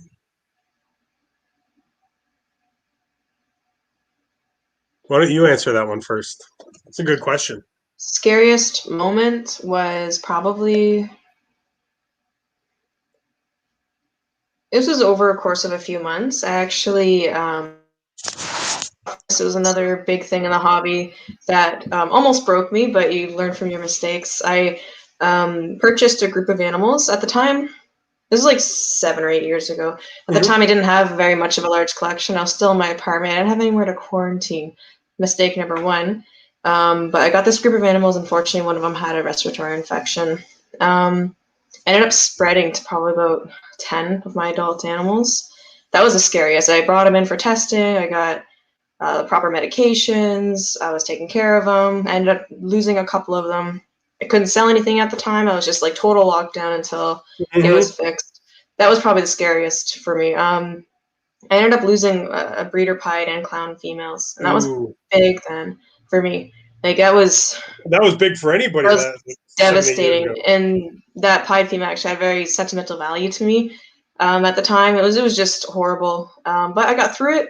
Learned my lesson. Always quarantine. Always quarantine. Doesn't matter who you get it from. Quarantine, because this is a reputable breeder. I don't have any. I've purchased from this person. Like it just happens. I know what happens. They made it right, but it still affected my season and killed a couple of my favorite animals. Oh yeah, well, it also probably put you back a Mm-hmm. considerable amount losing those two animals, especially then. Right. Yeah, but shit happens. So mine was this girl, and she's doing great now. But I think I've shown you this animal before. Motley yellow belly head clown female. Nice. Oh, she's gorgeous. Very very nice animal. Super dark. Just not what I expected from Motley yellow belly. But she not. I dealt with my first twisted umbilicus this year. And that wasn't a big deal because obviously, worked at Billy's and Yeah. I've seen him do it 100 times. But this was my first knotted umbilicus. Mm. It was in a full. Where are you going? It was in a full knot, and it wasn't allowing the animal to absorb any yolk. And I don't know if you've ever dealt with that before, but it actually got to the point where the yolk sac started going red. So Oh no. I don't know if it started drawing blood back from the ant. I have no idea, but it looked bad. And I asked a couple people, and they're like, "Listen, you're gonna have to Tie it off and cut it off. Mm-hmm. Yeah. So the worst part was it had knotted, and the animal was trying to absorb the yolk and the umbilicus. So the knot had moved right up against her belly. Of course. So I had to tie it off and then like use the tiniest little cuticle scissors I could find and fucking hope and pray and just do everything I could that my cat's legit drinking the snake's water because I put it on the ground. I'm gonna have to change that. Oh my god. Fucking go away. Don't drink that, you dum-dum. Legit just had to hope and pray that I didn't nick the like the string or the belly or anything. The tourniquet or whatever. Yeah. But yeah, essentially the string, because if I nicked that string even a little bit and that knot came undone, that's it. Dead. Yeah, it's dead. So it took me probably an hour to do it just because like I was so stressed out about it. And it ended up going well in terms of like the procedure and whatever. And I left the string on her overnight, left her in the incubator. Actually, what I ended up doing was I amputated the umbilicus and the yolk sac, and I actually put her back in the egg because she hadn't hatched yet. Filled it up with clear distilled water, and then I took a damp paper towel and put it over top. So I was just trying to simulate her essentially being back in the egg, a non-cut egg. And I think I cut on day 54, and then I waited another like 3 days before I amputated because I didn't really want to, and I was hoping it would kind of sort itself out. I don't know. Yeah. So we're on like day 57. I amputate. I put her back in the egg. It takes her like another week and a half to come out. Oof. I talked to a few people, and they were like, "Listen, if you don't get something into that animal now, it's gonna pass away." Essentially, because it like if it would have got at least a bit of yolk, it would have been fine. But it came out like it was the skinniest baby I've ever seen, and super, super concerning. So I was like, "Oh fuck! Not only do I have to assist feed, I have to assist feed this animal that isn't even going to go into its first shed on its own." And I don't even know what kind of complications could come from that. So I was terrified. Like I was just like, I don't want to see this poor animal just fucking pass away because, right? Yeah. So about 2 days after it finally crawled out of its little makeshift fake egg on its own, I was like, okay, I'm gonna try and assist feed a like a fuzzy mouse. Like I was like, I don't want to try and do anything too big because if I end up having to force feed it, whatever. I got so fucking lucky. The second food touched this thing's lips, like as soon as I opened its mouth, it grabbed. This 2 days that's the out best of the egg. when they do that. Yeah. 2 days out of the egg, and I was like, "Oh, it was hungry." That's amazing. I don't blame it. Yeah. So I ended up throwing. I think I got 3 or 4 meals into her. I think I tried another fuzzy mouse after that, and then I went to like almost like a hopper size, like a small hopper size. And as soon as she took that bigger size meal, it like triggered something inside her, and she went into her first shed. Nice. It still took almost a month. But once she went through that first shed, complete change. She all of a sudden started acting like a normal snake. Because before she was responsive and like looked pretty good, but like you could tell there was just something off. Like she was pretty weak and just so every day I was kind of coming home thinking like might be the day, you know? Yeah. But yeah, finally went through that shed, and all of a sudden this animal's, you know, fully alert, fully active, just so that was fucking terrifying. Yeah, I bet. But I'm glad I went through it because now I know. Yeah, now you But know what to do. oh my God, that was scary as all hell. Hmm. And the fact that I had that happen the same year I had the fucking hog nose thing happen, like, oh my God, Yeah, come on. man. I'm waiting for the day I have a tied umbilicus. It has not happened yet, but it will It, eventually. I know it. I think I brought it on myself because at the beginning of the season, I made a comment to Nick, and I didn't think anything of it at the time. And I was like, it's weird. We haven't had any twisted umbilicus. Like, Mm. I know how to It's a deal good with way it. to We've never had to deal with jinx it. It's yourself. just super weird. 100% jinx myself. Yeah. So we had, I think, 2 twisted umbilicus this year, and then her. Do you that? I always thought that possibly that happens if they're candled or if they're handled a lot when they're close to hatching. Did you do any of I that? No, don't eh? touch my eggs. Nope. I And always thought that maybe that had something to do with it, but I make a point too after, like, I'll candle them, and if they start looking a bit off, sometimes I'll candle them a second time, like a couple weeks in. mhm, But after day 30, I won't put a light anywhere near them. same. I'll just do it right when they're laid, just to make sure they're fertile, and Mm-hmm. then yeah, Yep. same thing. No, I heard the same thing way back, and Mhm. it's just ever since I've been like, I'm not even going to risk it. Like, Yeah, if the snake definitely. hatches, great. If it doesn't hatch, then that's what it wanted. I don't need to know right now. I'll know in 40 Yeah. days or 50 days or whatever day you're on, right? So Mhm. it is what it is. Like, the only time I'll take it out, like, I have one egg in here right now, and I had to take it out today because the bottom half of the egg isn't calcified. The animal Oh. had I showed you the clutch, right? Like the one Mhm. egg with all the slugs. So she just had a bad time. The poor Yeah. girl. I don't know. She wasn't ready. So 4 slugs, and then it was like just a bottom little portion that wasn't calcified, but it started to mold, and I was like, oh, it should be fine until Ugh. um, Put powder on hatching. it. What's that? Put that powder on it.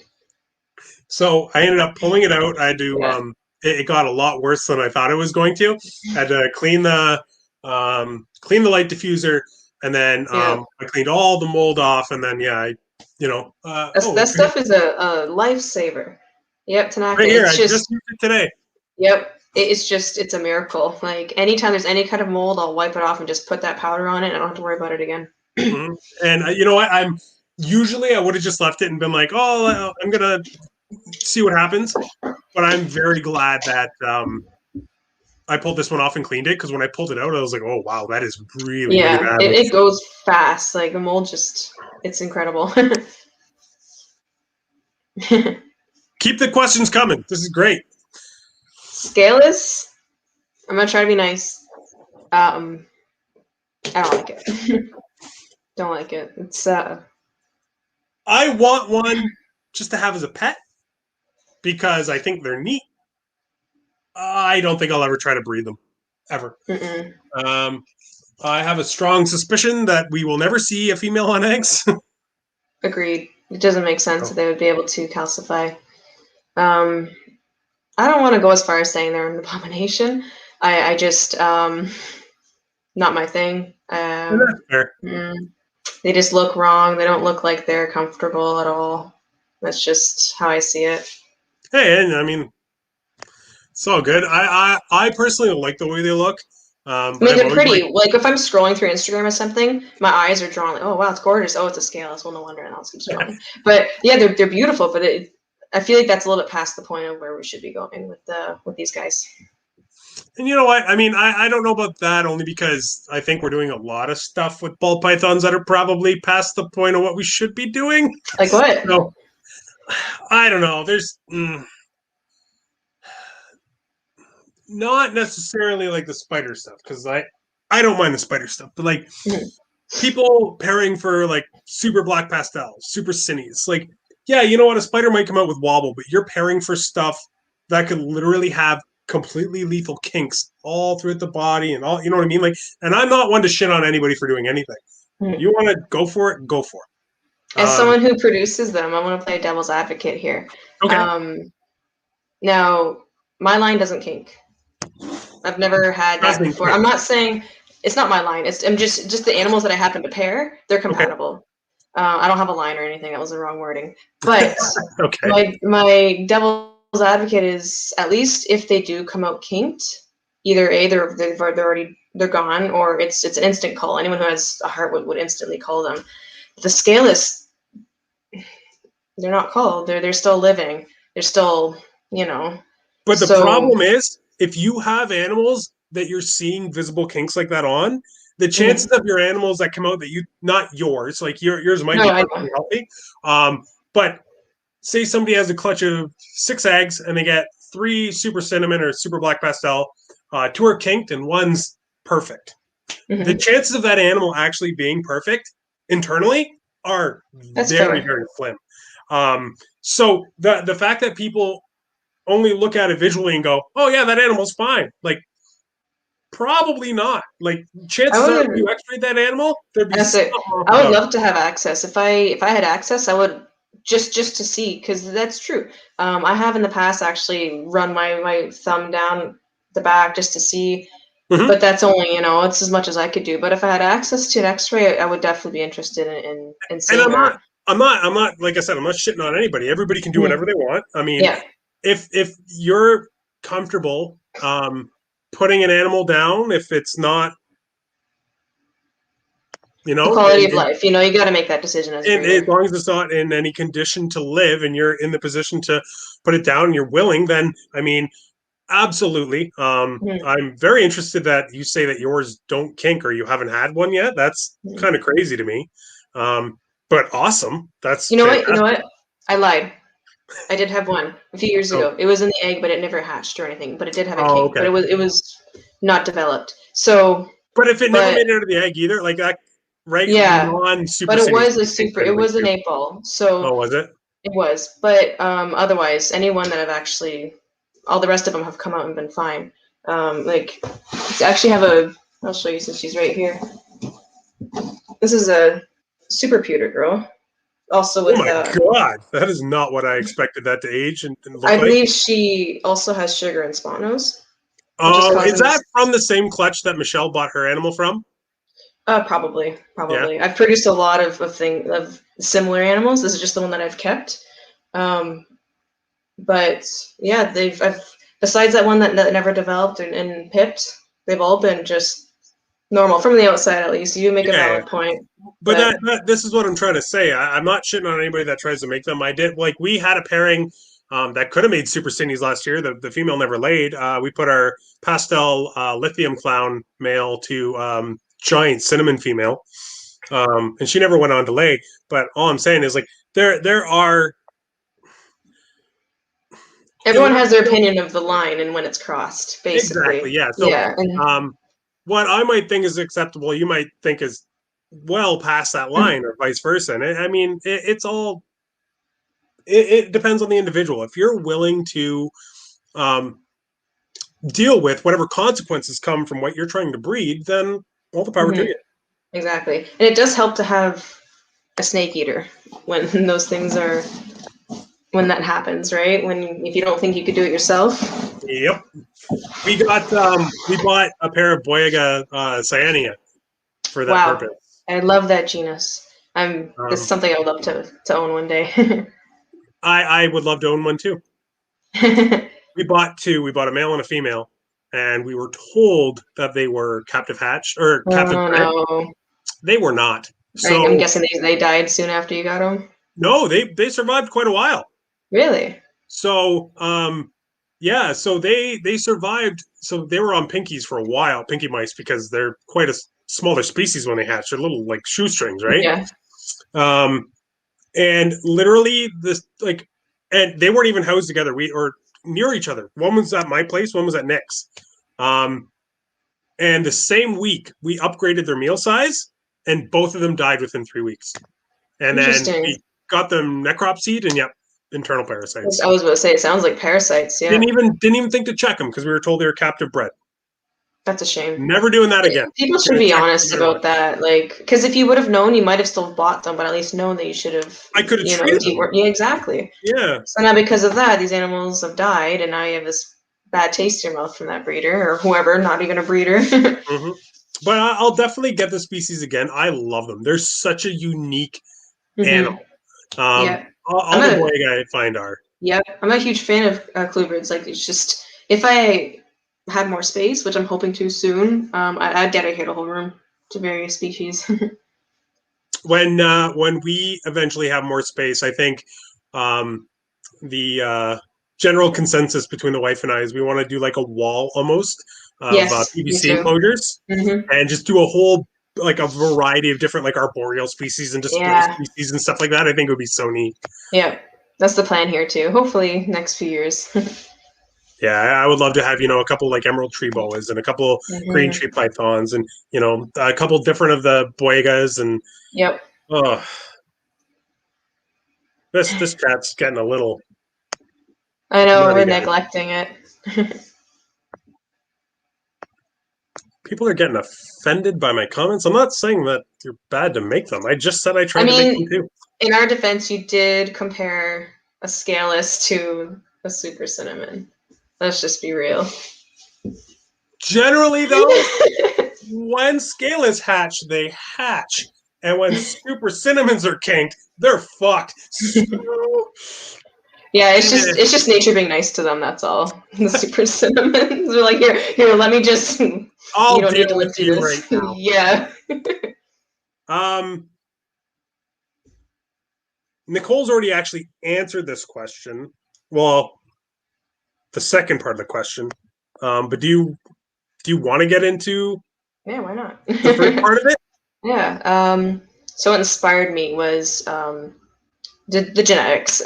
Even before I got into ball pythons, I was always breeding animals. I started as young as like 9, maybe 8 or 9. My grandma got me a pair of finches. I bred those. Started with birds. I bred cockatiels for my early teen years. Bred and sold cockatiels. I was huge into the genetics there.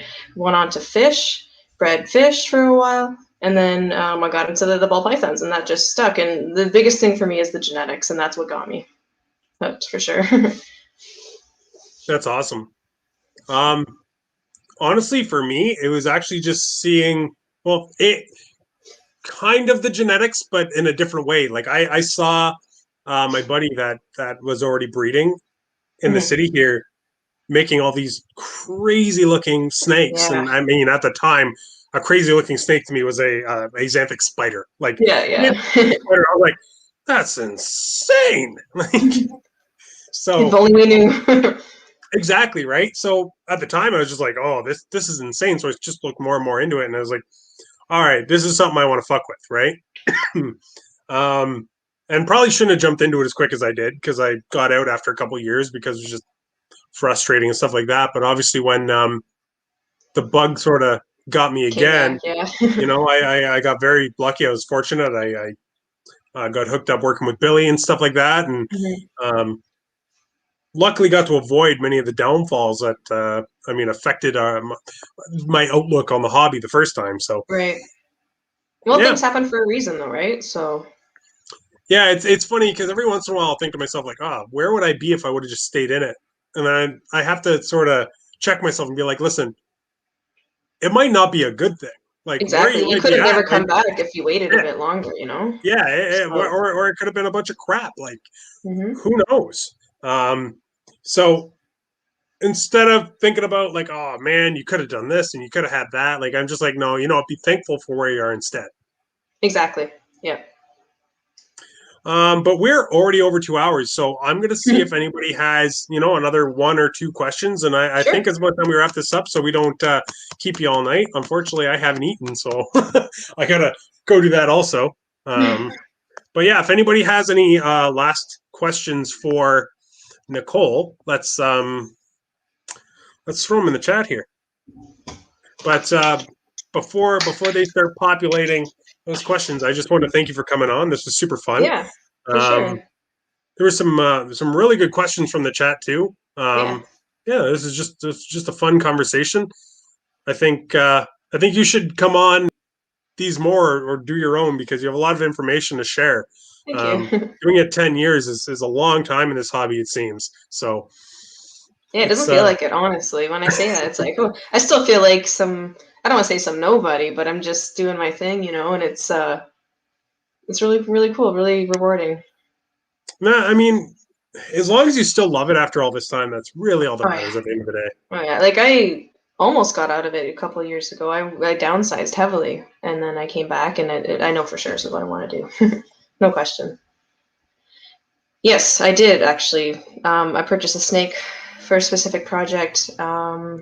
It was a pastel special from Billy years ago. It probably was Het Monsoon, but it's wanted to make crystals, never went for me, and I sold them for like $150 a few years ago as a proof of breeder. Oh man, Couldn't get any more for it. I was like, ah. And then Billy came out and says, "Oh, if you bought a special from me, you know, it might be Het Monsoon." And I was like, ah, that would have been kind of cool to figure out. But what's funny is after he found out about all the monsoon stuff, I went back. I wasn't looking for this email. I went looking for another email Billy had sent me, and I searched my inbox on my phone. And one of my emails that I have on my phone is my like old Hotmail account. yeah. So I searched his name up, and I got an email or like it pinged an email from like 2009 from Billy, and I was like, "What the hell is this?" And I opened it up, and it was I can't special. No, well, it was a special. I think it was a special pinstripe or something like that. Nice. And it had like because this is back in like the reptile classifieds days or whatever the heck that. I miss those days. And I opened it up, and I just happened to be at Billy's while I was looking this up, and I was like, "Holy shit!" And Billy was like, "What?" And I was like, "Apparently, I was this close to buying a fucking Het Monsoon animal from you." And he's like, "What do you mean?" I showed him the animal, and it was like, it was the craziest looking pinstripe you've ever seen. It almost looked Monsoon itself. Man, if only we knew. And at the time, I was like, it's a bit out of my price range. Yeah, could you imagine? Like, oh. What's nuts is though that was before Dave Green even posted his monsoon stuff. It might not have been 2009. It might have been, before he posted the monsoon stuff. Yeah. Yeah, like it's pretty nuts. the fact that Billy could have produced the first one ever, right? Without even, that's what I find mind-boggling. It took him this long just to figure it out. That's what's amazing about this hobby too. It's just so many years and you don't even know, like you just got to pair those two right animals. There's probably so many het random animals out there in people's different collections that we'll never see because they're not paired together. Anytime, like, because sometimes just for fun I'll browse Kijiji because some of the shitty ads just kind of make me chuckle to myself. Yeah. I'm kind of a terrible person. But every once in a while, I'll see like, oh, so-and-so special, or even just like Mojave stuff, because I know Billy was putting a lot of Mojave to his special just to, pump out those animals that at the time were huge. So anytime I see anything like that, I'll always stop and just like kind of quickly check and be like, is that Het Monsoon? Just in case. Let's see if there's one last question here. Oh, I know my answer to this already. Oh, geez. I don't know. What's yours? I'll think about mine. Mine was a jigsaw. Really? Yep. Way back in the day. At what is the expo? CRBE? No. It was one of the small ones. Downsview? There's Downsview. Nope, there's before Downsview. International. No, it was before that then. Back. The banquet hall? No. I'm not sure. Can't think anyway, of it. It was even before Downsview. And I walked in and I was actually looking for my first ever Western hognose, which I never ended up finding. And I can't remember whose table it was on or whatever, but I saw a baby male jigsaw and I was like, oh my God, I need to make this. Nice. And ever since then, because jigsaw is what, Mojave pinstripe? Pinstripe, yeah. Yeah, so ever since then, I never made one, weirdly enough. That's funny. I guess I have. Oh, sorry. Go ahead. No. I was gonna say. Then this year, just by chance, I made a leopard pastel lesser pinstripe male, and I was like, nice, close enough. Yeah. For me, I guess it'd be. Now that I think about it, pewter. I've always, for some reason, pewters were like a huge thing for me back in the day. That was the first like investment animal I bought for like $700 a pewter male back in the day from Angelo, Ball Python Addiction. Yep. He's been in it a while too. Wow. Oh yeah. So Computer Bee, I was like, I have to make this. I have to make this. I only ended up making my first one a couple years ago, and I'm like, yeah, this is awesome, cool. I finally did it. They're beautiful. I love it. And then I add sugar to it, and it just was people's favorites. Oh yeah, oh, they're incredible. I remember for my first couple years doing this, I was like, oh, I really want to make a bumblebee. Like, Yeah, and yeah. I remember that being a huge That thing. was I was like, so I want big. to. Yeah, I still haven't. man. Spider was huge back in the day. Like huge. It was pretty Hmm. much what everyone wanted. It's crazy how things change. All right, Nicole. Well, I've kept you for long enough, so we are gonna. Wow, why did that do that? We're gonna call it, I think. Thank you very much for Okay. all your time. This has been fantastic. Thanks to everybody in Yeah, the thanks for chat. having me.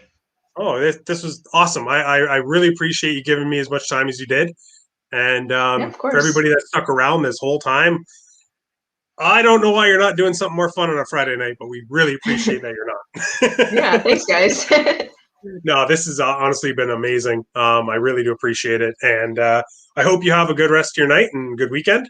And Yeah, I'm you sure too. we'll chat very soon. Sounds good. Thanks. Bye, guys. All right. See you later, guys. See you.